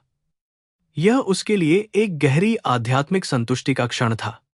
उसे वह दिन याद आया जब विक्रम ने उसे अपने कार्यालय में बुलाकर बहुत ही बुरी तरह से अपमानित किया था और उसे एक कीड़े की तरह समझा था। उसने घमंड में चूर होकर कहा था कि उसके जैसे लोग दुनिया पर राज करते हैं और अनन्या जैसे लोग सिर्फ उनके पैरों की धूल बनकर रहते हैं। आज उसी धूल ने एक ऐसा भयानक तूफान खड़ा कर दिया था जिसने विक्रम के पूरे महल को जड़ से उखाड़कर हवा में तिनके की तरह उड़ा दिया था। यह समय का पहिया था जो क्रूरता से घूम चुका था। अनन्या ने अपना हाथ बढ़ाया और कार्यालय के दरवाजे का भारी हैंडल बहुत ही आराम से घुमाया, जिससे दरवाजा एक हल्की सी चरमराती आवाज के साथ खुल गया। बाहर की रोशनी उस घने अंधेरे कमरे में घुसी और विक्रम की सूजी हुई और लाल आंखों पर पड़ी, जिससे वह डर कर और भी पीछे खिसक गया। उसने देखा कि अनन्या दरवाजे की चौखट पर एक बहुत ही विशाल और अजेय चट्टान की तरह खड़ी है, जिसे कोई भी तूफान कभी भी हिला नहीं सकता। वह खौफ से कांपने लगा और उसने अपने चेहरे को छिपा लिया। अनन्या ने कमरे के अंदर कदम रखा और उसकी परछाई विक्रम के ऊपर एक बहुत ही खौफनाक और डरावने साए की तरह पूरी तरह से छा गई। उसने बहुत ही शांत लेकिन कड़क आवाज में विक्रम से कहा कि तुम्हारी सारी चालाकियां और तुम्हारे सारे भाड़े के गुंडे अब तुम्हें बिल्कुल भी नहीं बचा सकते। विक्रम ने कांपते हुए अपने हाथ हटाए और अनन्या की तरफ बहुत ही दयनीय नजरों से देखा, जो यह स्पष्ट रूप से बता रही थी कि वह हार मान चुका है। वह जमीन पर पड़ा हुआ किसी बहुत बेबस जानवर की तरह था। अनन्या ने उसे बताया कि पुलिस किसी भी पल यहां पहुंचने वाली है और उसके पास अब भागने या छिपने का कोई भी मौका बिल्कुल नहीं बचा है। उसने विक्रम को याद दिलाया कि यह वही जगह है जहां बैठकर उसने कई मासूम लोगों की जिंदगी बर्बाद करने के बहुत ही क्रूर फैसले लिए थे। आज यह जगह उसकी अपनी कब्र बन गई है, जहां उसके अहंकार और उसके सारे पापों को हमेशा के लिए बहुत ही गहराई में दफना दिया जाएगा। विक्रम के मुंह से कोई शब्द नहीं निकल रहा था। विक्रम ने अपने घुटनों के बल रेंगते हुए अनन्या के पैरों की तरफ बढ़ने की कोशिश की और वह अपने कांपते हुए होठों से कुछ बोलने का प्रयास कर रहा था। उसने बहुत ही धीमी और टूटी हुई आवाज में कहा कि वह अपनी सारी संपत्ति उसके नाम करने को तैयार है, बस उसे जेल जाने से किसी तरह बचा ले। अनन्या ने बहुत ही घृणा और नफरत के साथ अपने पैर पीछे खींच लिए और उसे चेतावनी दी कि वह उसे गंदे हाथों से बिल्कुल भी न छुए। उसने कहा कि न्याय की कीमत बड़ी है। अनन्या ने विक्रम की आंखों में आंखें डालते हुए कहा कि तुमने हमेशा सोचा था कि हर इंसान और हर चीज की एक कीमत होती है जिसे खरीदा जा सकता है, लेकिन तुमने यह कभी नहीं समझा कि कुछ लोग अपने उसूलों और अपनी सच्चाई के लिए अपनी जान तक देने को हमेशा पूरी तरह से तैयार रहते हैं। तुम्हारी सबसे बड़ी गलती यही थी कि तुमने मुझे भी उन बिकने वाले लोगों में से एक बहुत ही साधारण और कमजोर इंसान समझ लिया था। तुम्हारी यही गलतफहमी तुम्हारी जिंदगी की जानलेवा सजा बन गई है। तभी इमारत के बाहर पुलिस की गाड़ियों के सायरन की तेज आवाजें बहुत स्पष्ट रूप से सुनाई देने लगीं, जो विक्रम के दिल की धड़कनों को और तेज कर रही थीं।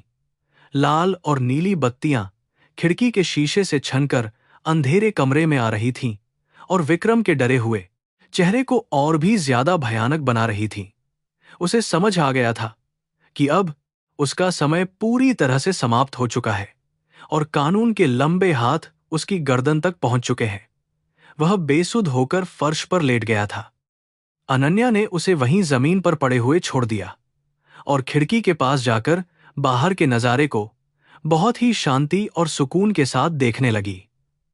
वह देख रही थी कि कैसे पुलिस की भारी फौज इमारत को चारों तरफ से घेर रही है और न्याय का पहिया बहुत ही तेजी से घूम रहा है। उसने यह खूनी खेल नहीं शुरू किया था, लेकिन उसने इसे अपने तरीके से और बहुत ही शानदार और दिमागदार ढंग से पूरी तरह खत्म कर दिया था। यह सच्चाई और धैर्य की एक ऐतिहासिक जीत का प्रतीक था।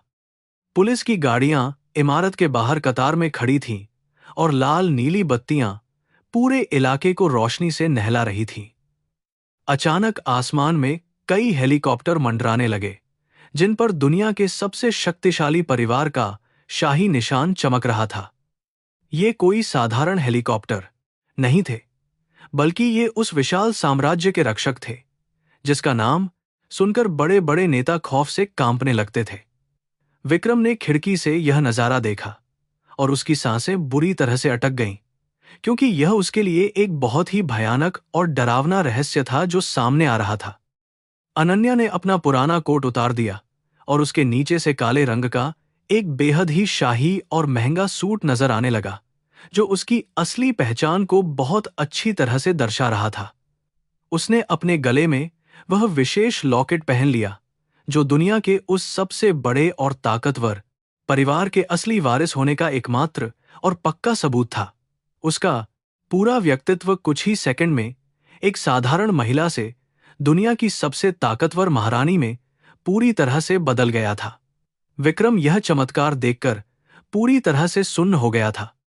विक्रम की आंखें फटी की फटी रह गई थीं और वह उस लॉकेट को देखकर बुरी तरह से कांपने लगा था, क्योंकि वह उस शाही परिवार की ताकत से बहुत अच्छी तरह वाकिफ था। उसे अब समझ में आ रहा था कि उसने अनजाने में दुनिया की सबसे खतरनाक और शक्तिशाली महिला को ही बंदी बनाने की मूर्खता कर दी थी, जिसकी कीमत उसकी जान से भी बड़ी थी।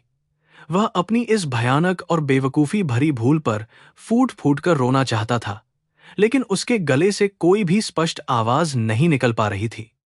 उसी समय टेलीविजन स्क्रीन पर दुनिया के सबसे बड़े अंतर्राष्ट्रीय समाचार चैनल का सीधा प्रसारण शुरू हो गया, जिसमें एक बहुत बड़ी और चौंकाने वाली ब्रेकिंग न्यूज दुनिया भर को दिखाई जा रही थी। समाचार वाचक बहुत ही उत्तेजित आवाज में बता रहा था कि दुनिया के सबसे रहस्यमयी और शक्तिशाली व्यापारिक साम्राज्य की असली वारिस आखिरकार सबके सामने आ चुकी है, और वह कोई और नहीं बल्कि अनन्या है। यह खबर दुनिया भर के शेयर बाजारों और सत्ता के गलियारों में एक बहुत बड़े और भयानक भूकंप की तरह तेजी से फैल रही थी।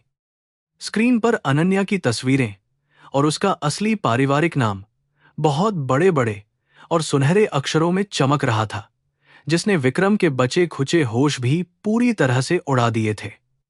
जिन राजनेताओं और पुलिस अधिकारियों को विक्रम ने हमेशा अपनी मुट्ठी में होने का झूठा घमंड पाला था, वे अब टेलीविजन पर अनन्या के सामने अपना सिर झुकाकर सम्मान प्रकट करते हुए साफ नजर आ रहे थे।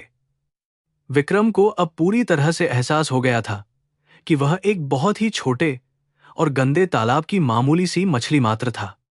अनन्या ने खिड़की के पास खड़े होकर विक्रम को घूरते हुए कहा कि तुम हमेशा कहते थे कि ताकत का असली मतलब सिर्फ पैसा और खौफ होता है, लेकिन आज मैं तुम्हें असली ताकत दिखाऊंगी।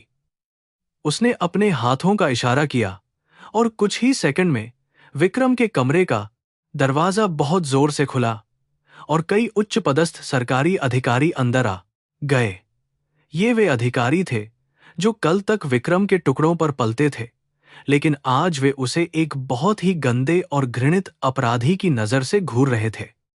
उन अधिकारियों के पीछे वह पुलिस प्रमुख भी मौजूद था, जिसे विक्रम अपना सबसे करीबी और वफादार दोस्त मानता था और जिसने कई बार उसके गंदे कामों पर हमेशा पर्दा डाला था। विक्रम ने पुलिस प्रमुख की तरफ बहुत ही उम्मीद भरी नजरों से देखा और उससे मदद की गुहार लगाने की कोशिश की, लेकिन प्रमुख ने बहुत बेरुखी से अपना चेहरा दूसरी तरफ फेर लिया। प्रमुख ने बहुत ही सख्त आवाज में आदेश दिया कि इस भयानक अपराधी को तुरंत गिरफ्तार करके सबसे सुरक्षित जेल में डाल दिया जाए, क्योंकि यह आदेश सीधे ऊपर से आया है। विक्रम ने अपनी हार को स्वीकार करने से इनकार करते हुए चीख चीख कर कहा कि उसने इन सभी अधिकारियों को करोड़ों रुपये की भारी रिश्वत दी है और वे सब उसके बहुत बड़े कर्जदार हैं। लेकिन उसकी यह चीख पुकार अब पूरी तरह से बेअसर और खोखली साबित हो रही थी, क्योंकि अनन्या के शाही और ताकतवर साम्राज्य के सामने इन सभी का सारा लालच हवा में उड़ चुका था। वे जानते थे कि यदि उन्होंने अनन्या का जरा सा भी विरोध किया तो वे और उनका पूरा परिवार हमेशा के लिए पूरी तरह से मिटा दिया जाएगा। अनन्या के एक खास और निजी अंगरक्षक ने आगे बढ़कर विक्रम के हाथों में बहुत ही भारी और ठंडी लोहे की हथकड़ियां पहना दी, जो उसकी जिंदगी की सबसे बड़ी और शर्मनाक हार थी। विक्रम ने उस अंगरक्षक को दूर धकेलने का एक बहुत ही कमजोर सा प्रयास किया, लेकिन वह अंगरक्षक चट्टान की तरह अपनी जगह पर अडिग रहा और उसने विक्रम को घुटनों के बल जमीन पर गिरा दिया। विक्रम की सारी शान और शौकत आज इस ठंडे फर्श पर पूरी तरह से मिट्टी में मिल चुकी थी और वह दर्द से बहुत जोर से कराह रहा था। टेलीविजन पर अभी भी खबरें बहुत तेजी से प्रसारित हो रही थीं और उनमें विक्रम के उन सभी भ्रष्ट और लालची साथियों के नाम एक एक करके बहुत ही प्रमुखता से लिए जा रहे थे, जो लोग कल तक विक्रम का साथ देने के लिए किसी भी हद तक जा सकते थे। वे आज खुद को बचाने के लिए विक्रम के खिलाफ सरकारी गवाह बनने को पूरी तरह तैयार थे। उन्होंने विक्रम के सारे काले चिट्ठे मीडिया और पुलिस के सामने खोलकर रख दिए थे, जिससे विक्रम को अब उम्र कैद की भयानक सजा मिलना बिल्कुल पक्का हो गया था। विक्रम का वह भव्य और विशाल व्यापारिक साम्राज्य, जो उसने झूठ और फरेब की बहुत ही कमजोर नींव पर खड़ा किया था, वह अब ताश के पत्तों की तरह पूरी तरह से बिखर चुका था। उसकी सारी संपत्तियां जब्त कर ली गई थीं और उसके सारे महंगे बंगले और गाड़ियां सरकार के कब्जे में आ चुकी थीं, जिससे वह सड़क पर आ गया था। वह इंसान जो खुद को भगवान का रूप समझता था, आज एक ऐसा बेघर और लाचार भिखारी बन चुका था, जिसके पास पहनने के लिए ढंग के कपड़े तक नहीं बचे थे। अनन्या ने बहुत ही धीमी और शांत आवाज में विक्रम से कहा कि तुमने हमेशा कमजोर लोगों को बहुत ही बेरहमी से कुचला है और उनकी मजबूरियों का बहुत गलत फायदा उठाया है। तुमने मुझे भी एक बहुत ही साधारण और बेबस औरत समझकर मेरी गरिमा को ठेस पहुंचाने की जरूरत की थी, लेकिन तुमने मेरी असली खामोशी को मेरी बहुत बड़ी कमजोरी समझने की भूल कर दी। आज तुम्हारी वह बेवकूफी तुम्हारे पूरे विनाश का सबसे बड़ा कारण बन गई है और अब इस दुनिया में तुम्हें कोई भी नहीं बचा सकता, चाहे तुम कुछ भी कर लो। विक्रम अब फर्श पर सिर झुकाए बहुत ही बुरी तरह से सिसक रहा था, क्योंकि उसके पास अब कोई भी बहाना या झूठ बिल्कुल भी नहीं बचा था जो उसे बचा सके। उसे समझ आ गया था कि उसने एक ऐसी सोती हुई शेरनी को जगह दिया था, जिसके पास दुनिया को पल भर में राख कर देने की बहुत ही भयानक और असीमित ताकत मौजूद थी। उसका अहंकार, जो आसमान को छूता था, आज इतनी गहराई में दफन हो गया था कि वह कभी भी दोबारा सिर उठाकर जीने के लायक नहीं रह गया था। पुलिस अधिकारियों ने विक्रम को जमीन से बहुत ही बेदर्दी से घसीटते हुए उठाया और उसे इमारत के बाहर ले जाने लगे, जहां मीडिया और गुस्साई हुई भीड़ उसका बेसब्री से इंतजार कर रही थी। विक्रम ने अपना चेहरा छिपाने के लिए अपने दोनों बंधे हुए हाथों को आगे किया, लेकिन फ्लैशलाइट की तेज चमक ने उसे अंधा कर दिया और उसकी शर्मिंदगी दुनिया के सामने आ गई। जो लोग कल तक उसे अपना आदर्श और सबसे सफल इंसान मानते थे, वे आज उस पर थूक रहे थे और गालियां दे रहे थे, जो मौत से बदतर था। भीड़ का गुस्सा इतना ज्यादा भड़क चुका था कि पुलिस को विक्रम की जान बचाने के लिए बहुत ही भारी बल प्रयोग करना पड़ा और उसे सुरक्षित गाड़ी तक ले जाने में पसीने छूट गए। लोगों ने विक्रम की गाड़ी पर पत्थर और सड़े हुए अंडे फेंकने शुरू कर दिए, जो उनके सालों के दबे हुए भारी गुस्से और नफरत का बहुत ही स्पष्ट और खौफनाक इजहार था। विक्रम गाड़ी के कोने में दुबक कर बैठ गया और उसने अपनी आंखें जोर से बंद कर लीं, क्योंकि वह इस भयानक सच्चाई का सामना बिल्कुल भी नहीं कर पा रहा था। अनन्या बहुत ही शान से अपनी इमारत के बाहर निकली और उसे देखकर मीडिया के कैमरों ने अपना सारा ध्यान विक्रम से हटाकर उसकी तरफ केंद्रित कर लिया, क्योंकि वह अब नई शासक थी। दुनिया भर के पत्रकार उससे सवाल पूछने के लिए बहुत ज्यादा बेताब थे, लेकिन उसके अंगरक्षकों ने किसी को भी उसके पास फटकने तक नहीं दिया और एक मजबूत घेरा बना लिया। अनन्या का चेहरा बिल्कुल भावहीन था और उसमें किसी भी तरह का कोई घमंड नहीं था, बल्कि एक सच्चे विजेता की बहुत ही गहरी और असीम शांति दिखाई दे रही थी। उसने सिर्फ इतना कहा कि न्याय हमेशा अपना रास्ता खोज ही लेता है, चाहे अपराधी कितना भी ताकतवर और चालाक क्यों न हो, उसे अपने किए की सजा जरूर भुगतनी पड़ती है। यह संदेश उन सभी भ्रष्ट और अहंकारी लोगों के लिए एक बहुत ही कड़ी चेतावनी था, जो पैसे और सत्ता के नशे में अंधे होकर गरीबों और मजलूमों पर जुल्म करने से कभी नहीं हिचकिचाते थे।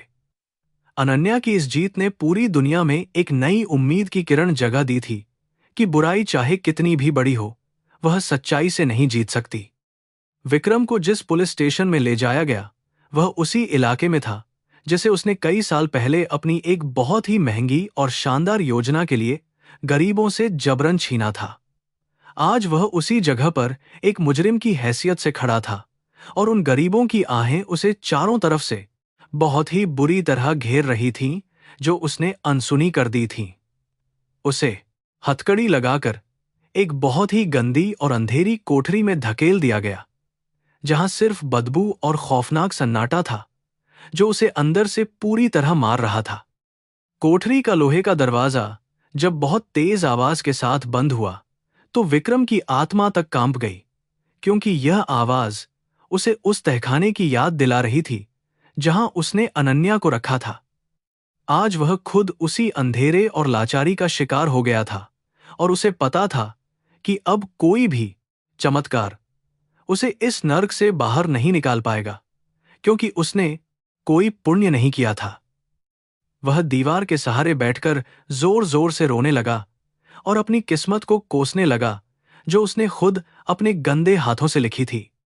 उसी रात दुनिया के सभी बड़े अखबारों के मुख्य पृष्ठ पर सिर्फ एक ही तस्वीर छपी थी, जिसमें विक्रम हथकड़ियों में बंधा हुआ जमीन पर लाचार बैठा था और अनन्या एक महारानी की तरह खड़ी थी। इस एक तस्वीर ने दुनिया को यह बहुत स्पष्ट रूप से बता दिया था कि असली सत्ता और अधिकार कभी भी जुल्म और घमंड से हासिल नहीं किया जा सकता, बल्कि यह सच्चाई से मिलता है। अनन्या का वह शाही परिवार, जिसे लोग सिर्फ एक पुरानी कहानी मानते थे, आज सबसे बड़ी हकीकत बनकर दुनिया के सामने मजबूती से उभर चुका था।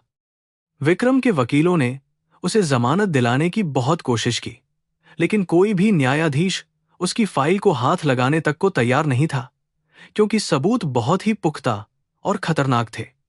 इसके अलावा कोई भी इंसान अनन्या के उस असीम और खौफनाक शाही साम्राज्य से दुश्मनी मोल लेकर अपनी जिंदगी और करियर को पूरी तरह से तबाह करने का जोखिम बिल्कुल भी नहीं उठाना चाहता था। विक्रम अब कानूनी रूप से पूरी तरह अनाथ हो चुका था और उसे अपनी मौत तक उसी अंधेरी जेल में सड़ने के लिए छोड़ दिया गया था जो उसका अंजाम था। अनन्या अपने बहुत ही भव्य और विशाल शाही महल में वापस लौट चुकी थी, जहां उसके स्वागत के लिए हजारों लोग और वफादार कर्मचारी बहुत ही सम्मान से अपनी पलकें बिछाए खड़े थे।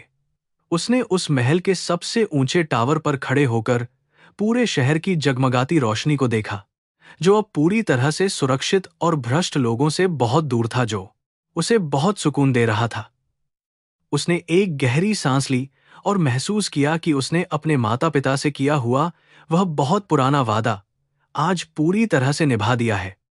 उसका यह सफर बहुत ही लंबा और चुनौतीपूर्ण रहा था, लेकिन उसने कभी भी हार नहीं मानी और हमेशा अपने तेज दिमाग और बेमिसाल धैर्य से बड़े दुश्मनों को पूरी तरह धूल चटाई। विक्रम जैसे खूंखार मगरमच्छ को खत्म करके उसने साबित कर दिया था कि एक औरत की हिम्मत और उसकी बुद्धिमानी किसी भी हथियार या दौलत से बहुत ज्यादा खतरनाक और प्रभावशाली हो सकती है। वह अब अपनी नई जिम्मेदारी निभाने के लिए पूरी तरह तैयार थी, जो उसे दुनिया भर में शांति और न्याय स्थापित करने के लिए सौंपी गई थी।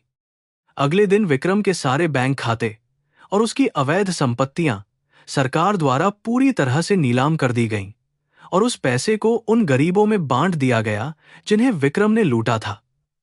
यह खबर सुनकर विक्रम को जेल में दिल का एक बहुत ही हल्का दौरा पड़ा, क्योंकि उसके खून पसीने और बेईमानी की कमाई को इस तरह से लुटते हुए देखना उसके लिए असहनीय था। वह अपनी छाती पकड़कर जेल के गंदे फर्श पर तड़प रहा था, लेकिन किसी भी सुरक्षाकर्मी ने उसे अस्पताल ले जाने की कोई भी जल्दी बिल्कुल नहीं दिखाई। अनन्या ने अपना पूरा ध्यान अब अपने शाही साम्राज्य के उन रुके हुए विकास कार्यों पर लगाना शुरू कर दिया था, जो दुनिया भर के लाखों लोगों की जिंदगी को पूरी तरह बदल सकते थे। उसने विक्रम की कंपनी के उन सभी बेगुनाह कर्मचारियों को अपनी कंपनी में सम्मानजनक नौकरी दे दी, जिन्हें विक्रम के घोटालों के कारण अचानक रातों रात सड़क पर धकेल दिया गया था।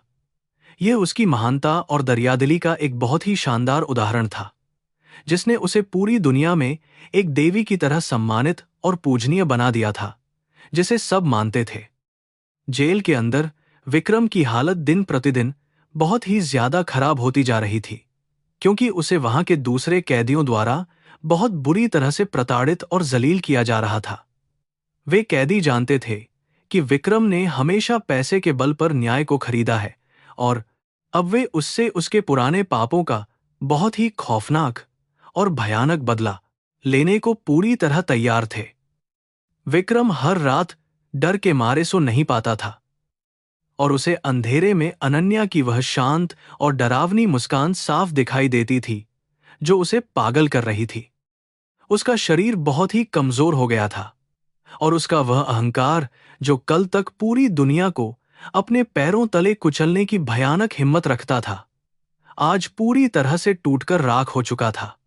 वह बस उस दिन का इंतजार कर रहा था जब उसकी सांसें हमेशा के लिए रुक जाएंगी और उसे इस असहनीय मानसिक और शारीरिक यातना से हमेशा के लिए पूरी तरह मुक्ति मिल जाएगी।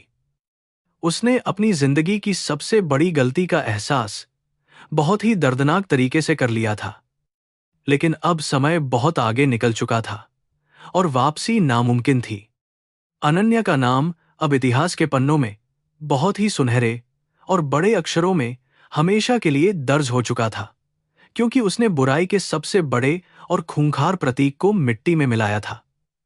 उसकी इस बेमिसाल बुद्धिमानी, अदम्य साहस और सच्चाई के प्रति उसके इस अटूट समर्पण ने दुनिया को एक बहुत ही मजबूत और सुरक्षित भविष्य की पूरी गारंटी दे दी थी, जिससे लोग बहुत खुश थे।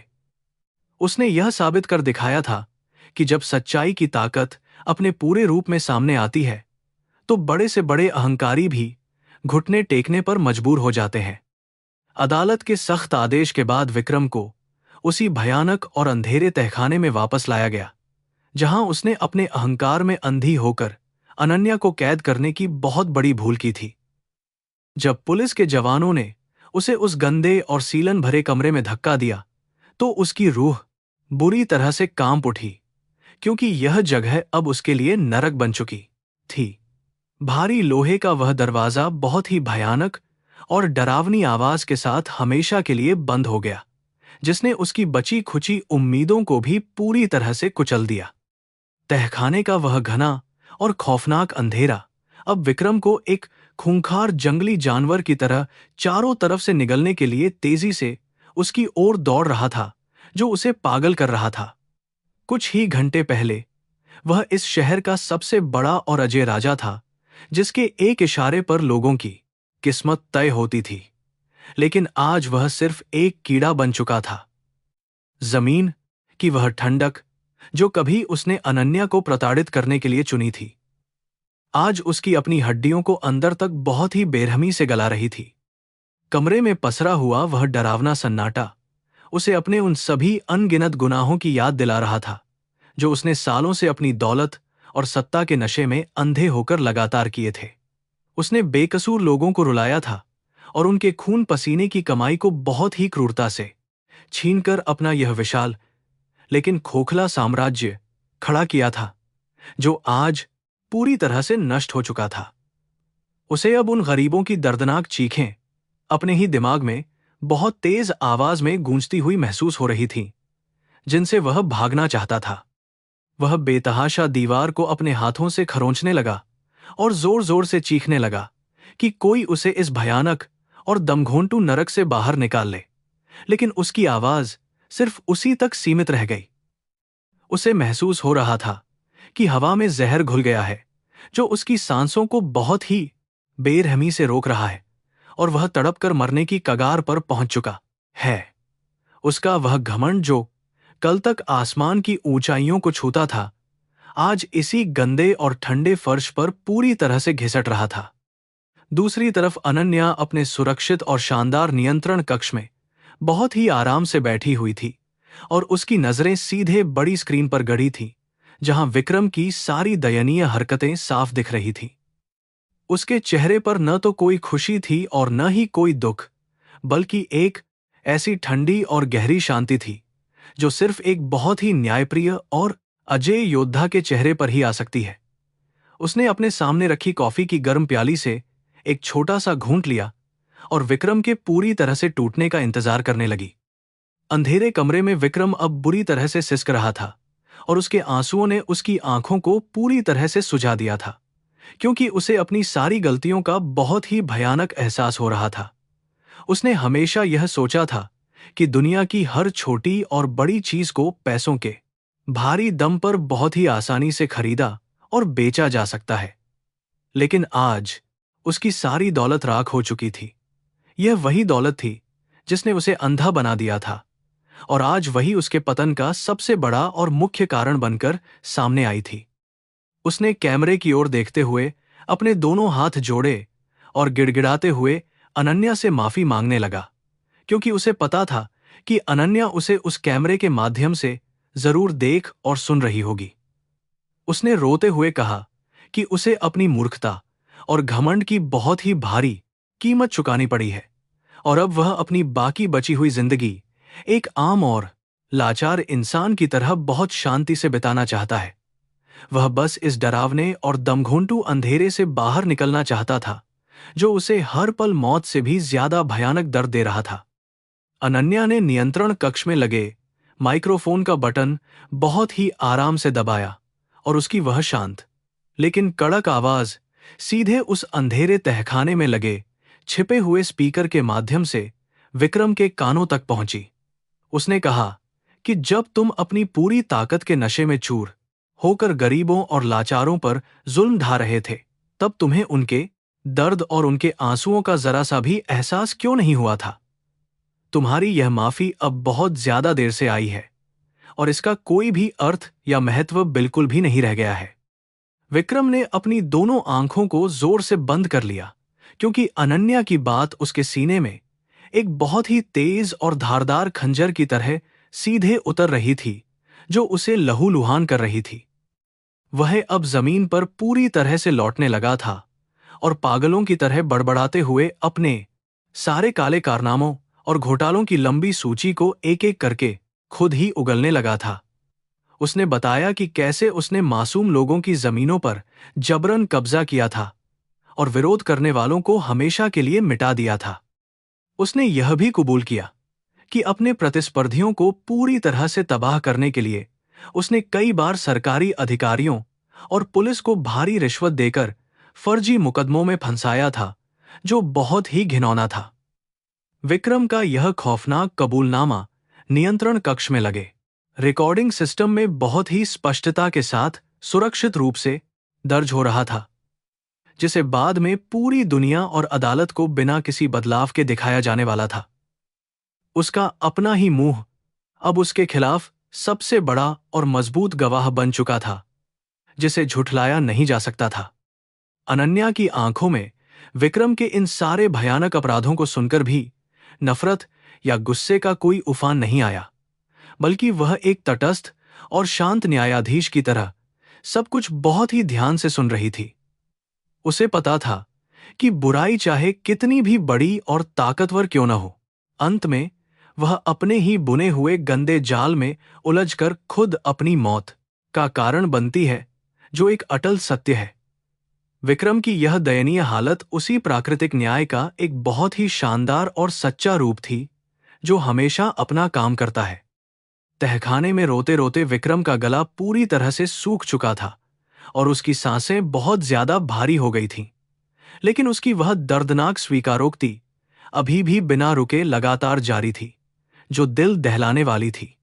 उसने बताया कि कैसे उसने अपनी ताकत का खौफ दिखाकर कई छोटी कंपनियों को दिवालिया कर दिया था और उनके मालिकों को आत्महत्या करने के लिए बहुत ही क्रूरता से मजबूर किया था, ताकि वह आगे बढ़ सके। इन सभी भयानक बातों को सुनकर कोई भी इंसान गुस्से से कांप सकता था, लेकिन अनन्या अपनी जगह पर अडिग थी। विक्रम ने सिर झुकाकर कहा कि उसे यह सब करने में बहुत ही ज्यादा मजा आता था, क्योंकि उसे लगता था कि वह कोई भगवान है और बाकी सब लोग सिर्फ उसके मनोरंजन के लिए बनाए गए छोटे खिलौने हैं। उसे किसी की चीख या आंसुओं से कोई भी फर्क नहीं पड़ता था, क्योंकि उसका दिल लालच और पैसे की भूख से पूरी तरह से पत्थर बन चुका था, जिसमें कोई भावना नहीं बची थी। लेकिन आज, जब वह खुद उसी बेबसी और लाचारी का सामना कर रहा था, तो उसे अपनी उन सभी क्रूरताओं का एहसास हो रहा था। अनन्या ने उसकी बातें पूरी होने के बाद दोबारा माइक्रोफोन का इस्तेमाल किया और उसे बहुत ही ठंडी आवाज में बताया कि उसकी यह सारी बातें सीधे अंतर्राष्ट्रीय पुलिस के पास सुरक्षित रूप से दर्ज करवाई जा रही हैं। उसने कहा कि अब तुम्हारा अपराध सिद्ध करने के लिए किसी भी वकील या बाहरी सबूत की कोई भी जरूरत बिल्कुल नहीं पड़ेगी, क्योंकि तुमने खुद ही अपने पैरों पर यह बहुत बड़ी और घातक कुल्हाड़ी मार ली है। विक्रम यह सुनकर और भी जोर से कांपने लगा, क्योंकि उसे पता था कि यह उसका अंत है। विक्रम ने अपने सिर को दीवार पर जोर से मारना शुरू कर दिया, क्योंकि उसकी कुंठा और उसका डर अब उसकी बर्दाश्त की सभी हदों को पूरी तरह से पार कर चुका था और वह पागल हो रहा था। वह उन पुरानी और खौफनाक यादों को अपने दिमाग से किसी भी तरह बाहर निकालना चाहता था, जो उसे हर पल एक जहरीले सांप की तरह डस रही थीं और उसे शांति से मरने भी नहीं दे रही थी। उसने अनन्या से कहा कि वह उसे बस एक बार तुरंत मौत दे दे, ताकि उसका यह भयंकर दर्द खत्म हो जाए। अनन्या ने उसकी इस मांग को बहुत ही बेरुखी से ठुकरा दिया और कहा कि इतनी आसान और छोटी मौत तुम्हारे इतने बड़े और भयानक अपराधों की सजा बिल्कुल भी नहीं हो सकती है, क्योंकि यह न्याय का अपमान होगा। तुम्हें अपनी पूरी जिंदगी इसी अंधेरे और घुटन भरे कमरे में गुजारनी होगी, ताकि तुम हर दिन पल पल उस खौफ और लाचारी को महसूस कर सको जो तुमने अनगिनत बेगुनाह लोगों को बेवजह दी थी। तुम्हारी सजा मौत नहीं, बल्कि यह लंबी और कभी न खत्म होने वाली दर्दनाक जिंदगी है जो तुम्हें याद दिलाएगी। विक्रम के लिए यह फैसला मौत से भी ज्यादा खौफनाक और भयानक था, क्योंकि वह जानता था कि इस एकांत और अंधेरे में उसका दिमाग उसे कुछ ही दिनों में पूरी तरह से पागल और विक्षिप्त कर देगा, जो असहनीय है। वह अपनी परछाई से भी डरने लगा था और उसे ऐसा लगने लगा था कि जैसे उन सभी लोगों की आत्माएं इस तहखाने में आ गई हैं जिन्हें उसने बहुत ही बेरहमी से बर्बाद किया था। वह जोर जोर से रोते हुए अपने दोनों कानों को बंद कर रहा था, लेकिन आवाजें शांत नहीं हो रही थीं। अनन्या ने अपनी टीम को निर्देश दिया कि वे विक्रम की इस रिकॉर्डिंग को अदालत में मुख्य सबूत के तौर पर पेश करें, ताकि कोई भी भ्रष्ट न्यायाधीश उसे बचाने की जरूरत न कर सके और न्याय सुनिश्चित हो। उसने यह भी आदेश दिया कि विक्रम की जब्त की गई सारी संपत्ति को एक विशेष कोष में डाल दिया जाए, जिसका उपयोग सिर्फ उन अनाथ बच्चों की भलाई के लिए होगा जिनके माता पिता को विक्रम ने बर्बाद किया था। यह उसका तरीका था उस नुकसान की कुछ हद तक भरपाई करने का जो विक्रम ने किया था। नियंत्रण कक्ष में बैठे हुए अनन्या के साथियों ने उसकी इस बहुत ही शानदार और दूरदर्शी सोच की दिल से तारीफ की, क्योंकि यह सिर्फ एक अपराधी को सजा देना नहीं था, बल्कि पूरे समाज को सुधारने की पहल थी। उन्होंने देखा था कि कैसे अनन्या ने बिना किसी हथियार को उठाए सिर्फ अपने दिमाग और असीम धैर्य से एक बहुत ही ताकतवर और खतरनाक शैतान को उसके घुटनों पर ला दिया था, जो किसी चमत्कार से कम नहीं था। यह उनके लिए एक बहुत बड़ी सीख थी कि न्याय हमेशा हथियारों से नहीं, बल्कि अकल से होता है।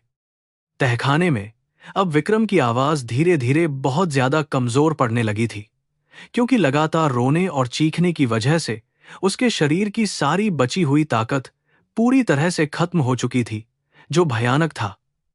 वह बस फर्श पर किसी मृत व्यक्ति की तरह पूरी तरह से बेसुध पड़ा हुआ था और उसकी सांसें बहुत ही धीमी चल रही थीं, जो उसके अंत की शुरुआत का स्पष्ट संकेत दे रही थी। उसने कभी सपने में भी नहीं सोचा था कि उसका वह विशाल साम्राज्य इस तरह एक गंदे तहखाने में खत्म हो जाएगा। अनन्या ने स्क्रीन पर विक्रम की उस दयनीय और लाचार स्थिति को एक आखिरी बार बहुत ही ध्यान से देखा और फिर बिना किसी भी अफसोस या खुशी के उस स्क्रीन को पूरी तरह से बंद कर दिया। उसके लिए विक्रम का अध्याय अब हमेशा के लिए खत्म हो चुका था और अब उसे इस इंसान पर अपना एक और पल भी बर्बाद करने की कोई भी जरूरत बिल्कुल महसूस नहीं हो रही थी, क्योंकि न्याय हो चुका था। उसने अपनी जैकेट उठाई और नियंत्रण कक्ष से बाहर निकलने के लिए दरवाजे की तरफ शान से बढ़ गई।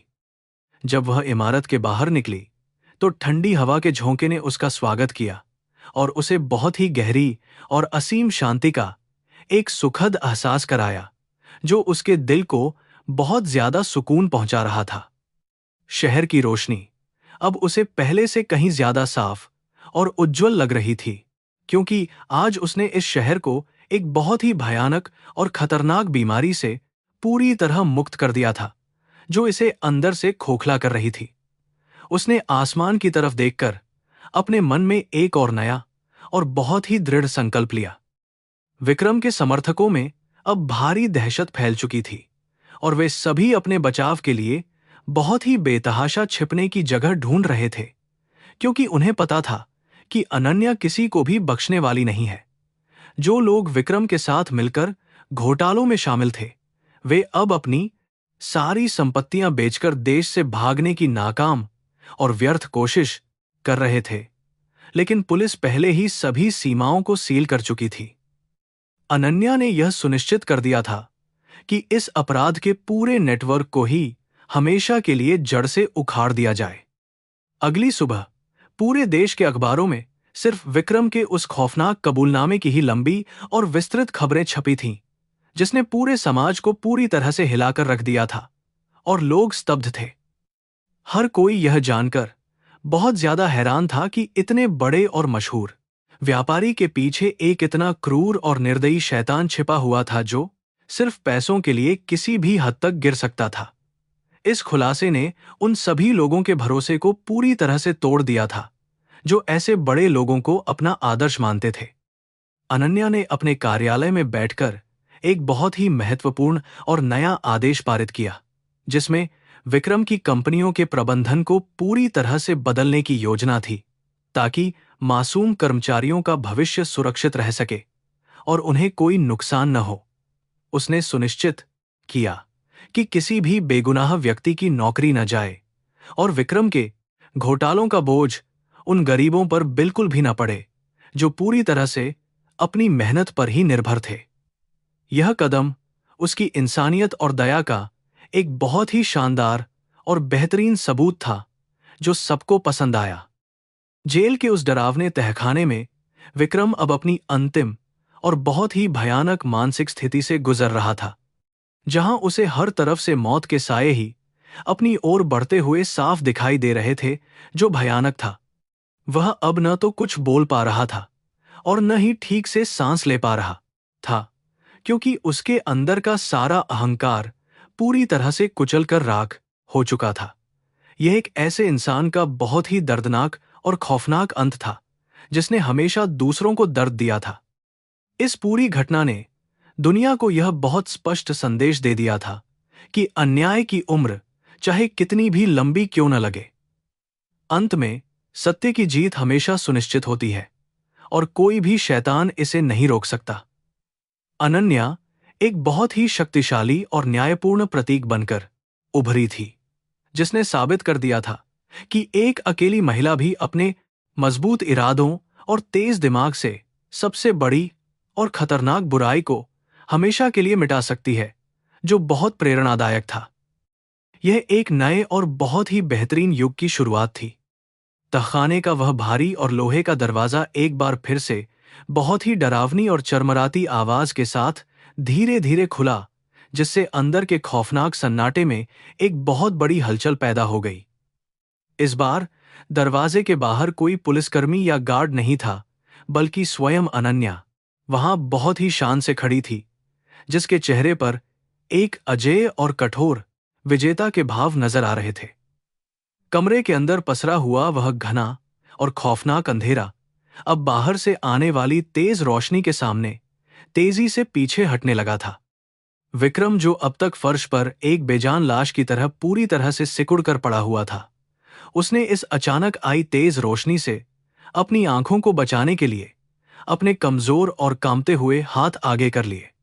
उसकी हालत अब इतनी ज्यादा दयनीय और खौफनाक हो चुकी थी कि उसे देखकर कोई भी इंसान यह बिल्कुल भी नहीं कह सकता था कि यह वही खूंखार और अहंकारी व्यक्ति है जो कल तक पूरे शहर पर राज करता था। उसकी सारी शान और अकड़ हमेशा के लिए मिट चुकी थी। उसने बहुत ही मुश्किल से अपने घुटनों के बल रेंगते हुए अनन्या की तरफ धीरे धीरे बढ़ना शुरू किया, और उसकी आंखों में सिर्फ एक ही उम्मीद बाकी थी जो उसके खोखले आंसुओं के साथ बाहर बह रही थी। विक्रम ने अपना सिर पूरी तरह से अनन्या के जूतों के पास फर्श पर टिका दिया और एक बहुत ही छोटे बच्चे की तरह जोर जोर से फूट फूट कर रोने लगा, क्योंकि उसे अपनी जान की बहुत ज्यादा भीख मांगनी थी जो अब उसकी आखिरी चाहत थी। विक्रम ने कांपती हुई और बहुत ही दयनीय आवाज में कहा कि वह अपनी सारी बची हुई जिंदगी उसके एक गुलाम और नौकर की तरह बिताने को पूरी तरह तैयार है, बस उसे अंतर्राष्ट्रीय पुलिस के हवाले बिल्कुल भी न किया जाए। उसने गिड़गिड़ाते हुए कहा कि उसे इस भयानक और अंधेरे कमरे से निकालकर किसी भी छोटी सी कोठरी में जीवन भर के लिए रख दिया जाए, लेकिन उसे उस खौफनाक अदालत और मीडिया के सामने फिर से न ले जाया जाए, क्योंकि वह अब और जलालत सहन नहीं कर सकता। अनन्या ने उसकी इन सभी दयनीय और कायरतापूर्ण बातों को बहुत ही शांति से सुना, लेकिन उसकी आंखों में इस अपराधी के लिए दया या करुणा की एक भी छोटी सी झलक बिल्कुल नहीं थी, क्योंकि उसका दिल अब पत्थर बन चुका था। वह जानती थी कि यह इंसान सिर्फ अपनी जान और इज्जत बचाने के लिए यह सारा झूठा नाटक कर रहा है, और यदि इसे एक भी मौका मिला तो यह फिर से वही सारी क्रूरताएं करेगा जो इसने पहले की हैं। यह शैतान कभी भी नहीं सुधर सकता था। उसने अपने पैर को बहुत ही नफरत और बेरुखी के साथ विक्रम के पास से हटा लिया और उसे चेतावनी दी कि वह उसके जूतों को अपने गंदे और पापी हाथों से छूने की कोई भी जुर्रत बिल्कुल न करे। अनन्या ने बहुत ही ठंडे और कठोर स्वर में कहा कि तुम्हारे जैसे लालची और निर्दयी इंसान के लिए मेरी दुनिया में और इस कानून की किताब में माफी नाम का कोई भी शब्द बिल्कुल नहीं बना है, और तुम्हें अपने किए गए हर एक पाप की पूरी सजा भुगतनी ही पड़ेगी। उसी समय अनन्या के पीछे से अंतर्राष्ट्रीय पुलिस के कई बहुत ही उच्च पदस्थ अधिकारी अपने भारी बूटों की आवाज करते हुए उस अंधेरे तहखाने में दाखिल हुए, और उन्होंने विक्रम को चारों तरफ से एक मजबूत घेरे में ले लिया। अनन्या ने बिना किसी भावना के अपनी भारी बूटों की आवाज की एक जैकेट की जेब से एक लाल रंग का बहुत ही मोटा और महत्वपूर्ण फोल्डर निकाला, जिसमें विक्रम के उन सभी सबसे गुप्त और खतरनाक अंतर्राष्ट्रीय घोटालों के एकदम पुख्ता और अचूक सबूत पूरी तरह से सुरक्षित रखे हुए थे। उसने वह सारा अहम और खतरनाक पुलिंदा उन बड़े पुलिस अधिकारियों के हाथ में बहुत ही सम्मान के साथ सौंप दिया और कहा कि यह इस अपराधी के ताबूत में आखिरी कील साबित होगा जिसे अब कोई भी उखाड़ नहीं सकेगा। इन दस्तावेजों में विक्रम के उन सभी गंदे और कारी खौफनाक अपराधों का पूरा विवरण था, जिसमें उसने विदेशी ताकतों के साथ मिलकर अपने ही देश की सुरक्षा को दांव पर लगाया था, और यह सबसे बड़ा देशद्रोह का मामला था जिसकी कोई माफी नहीं थी। यह नई और खौफनाक सच्चाई जानकर विक्रम की तो जैसे सांस ही पूरी तरह से रुक गई थी, क्योंकि उसे पता था कि देशद्रोह के इस भयानक आरोप के बाद उसे कोई भी अदालत मौत या उम्र कैद से कम सजा नहीं देगी। वह जोर जोर से अपना सीना पीट पीट कर रोने लगा और चिल्लाने लगा कि यह सब झूठ है, लेकिन वहां खड़ा कोई भी अधिकारी उसकी इस झूठी चीख पुकार पर जरा सा भी विश्वास करने को बिल्कुल भी तैयार नहीं था, क्योंकि सबूत उनके हाथों में थे। पुलिस अधिकारियों ने विक्रम को उसके दोनों हाथों से बहुत ही बेरहमी के साथ उठाया और उसे किसी खूंखार जानवर की तरह घसीटते हुए तहखाने से बाहर ले जाने लगे, जो उसके लिए बहुत ही शर्मनाक और दर्दनाक क्षण था।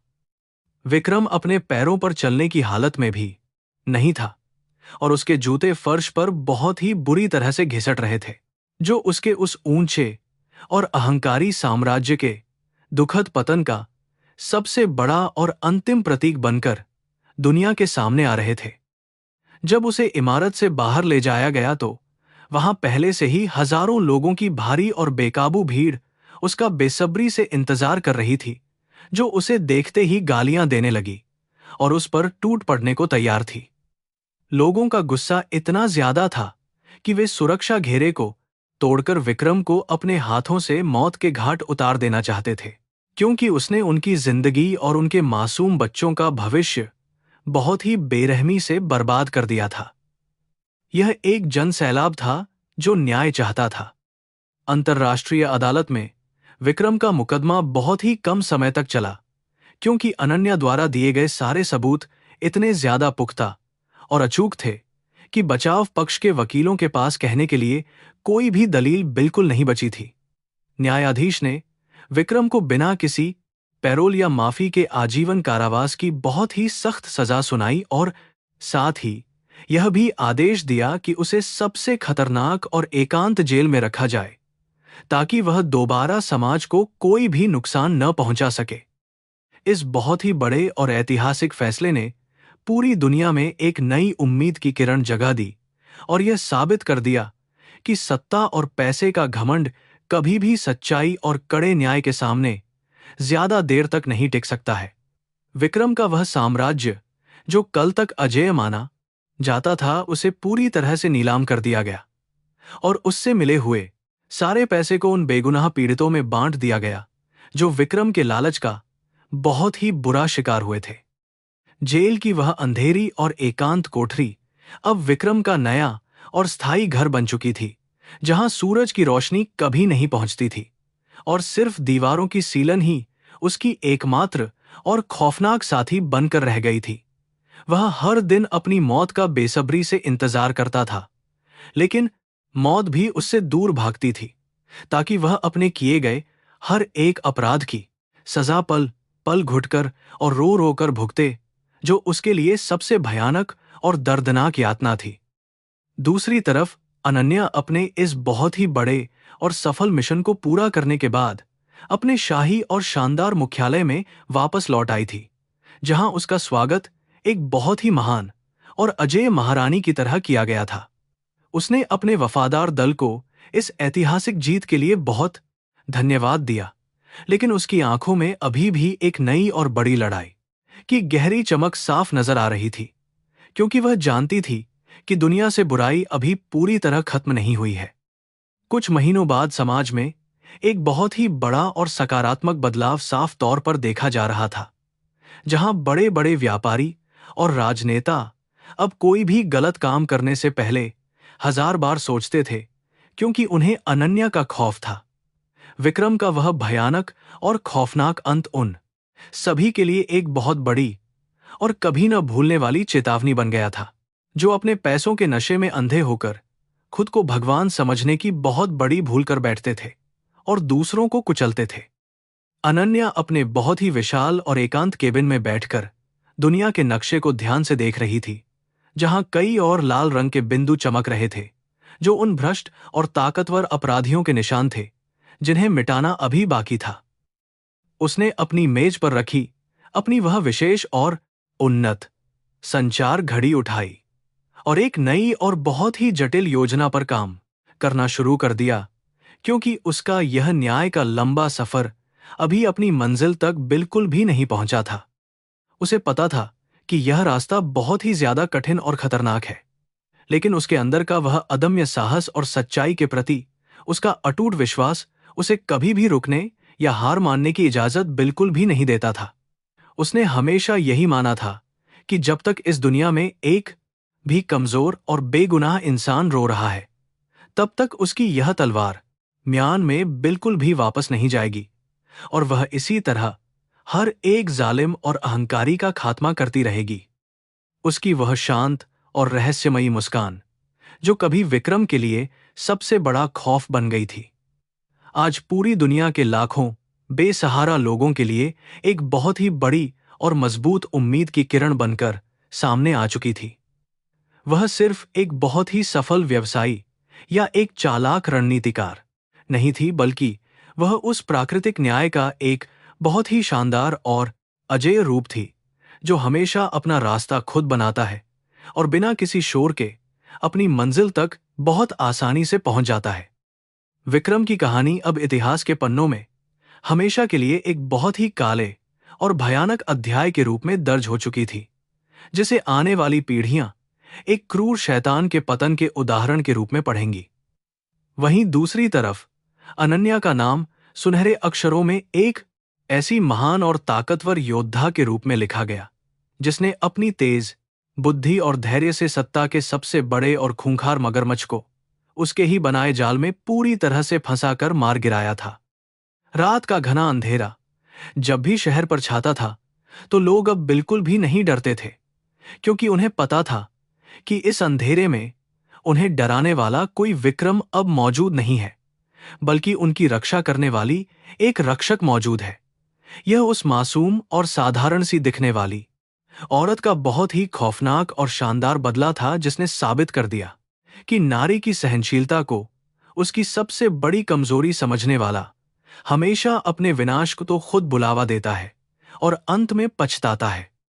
उसने अपनी टीम के मुख्य अधिकारी को अपने पास बुलाया और एक नए और बहुत ही बड़े अंतर्राष्ट्रीय माफिया के खिलाफ अपना अगला और बहुत ही खतरनाक मिशन तुरंत शुरू करने का सख्त और अंतिम आदेश जारी कर दिया।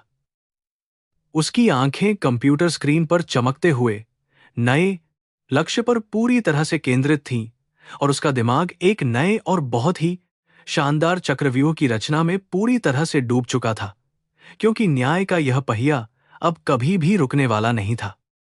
इस प्रकार वह कहानी, जो एक बहुत ही अंधेरे और सीलन भरे तहखाने में एक अहंकारी और लालची इंसान के झूठे घमंड के साथ शुरू हुई थी, वह आज एक बहुत ही शानदार और ऐतिहासिक जीत के साथ हमेशा के लिए खत्म हो गई। अनन्या ने अपने कोट को ठीक किया और अपनी उस अतीन है को ठीक किया। विशेष घड़ी में एक नया और जटिल कोड दर्ज किया, जिसने दुनिया के किसी कोने में बैठे एक और बड़े और ताकतवर शैतान की नींद को हमेशा के लिए पूरी तरह से हराम कर दिया। न्याय की यह जीत सिर्फ विक्रम की हार नहीं थी, बल्कि यह उन सभी खामोश और लाचार आवाजों की बहुत बड़ी जीत थी, जिन्हें सालों से बेदर्दी के साथ कुचला जा रहा था और जिन्हें कोई सुनने वाला नहीं था। पर अनन्या अब उस शानदार और रोशनी से भरे कमरे से बाहर निकल रही थी और उसके कदमों की वह मजबूत आहट आने वाले उस नए और सुरक्षित भविष्य की सबसे बड़ी गारंटी थी, जहां सच्चाई और ईमानदारी का ही हमेशा के लिए राज होने वाला था। यह उस खौफनाक रात का सबसे बेहतरीन और सबसे सुकून देने वाला अंत था, जिसने दुनिया को यह बता दिया था कि अन्याय की उम्र हमेशा बहुत छोटी होती है और कर्मों का फल हर इंसान को यहीं भुगतना पड़ता है।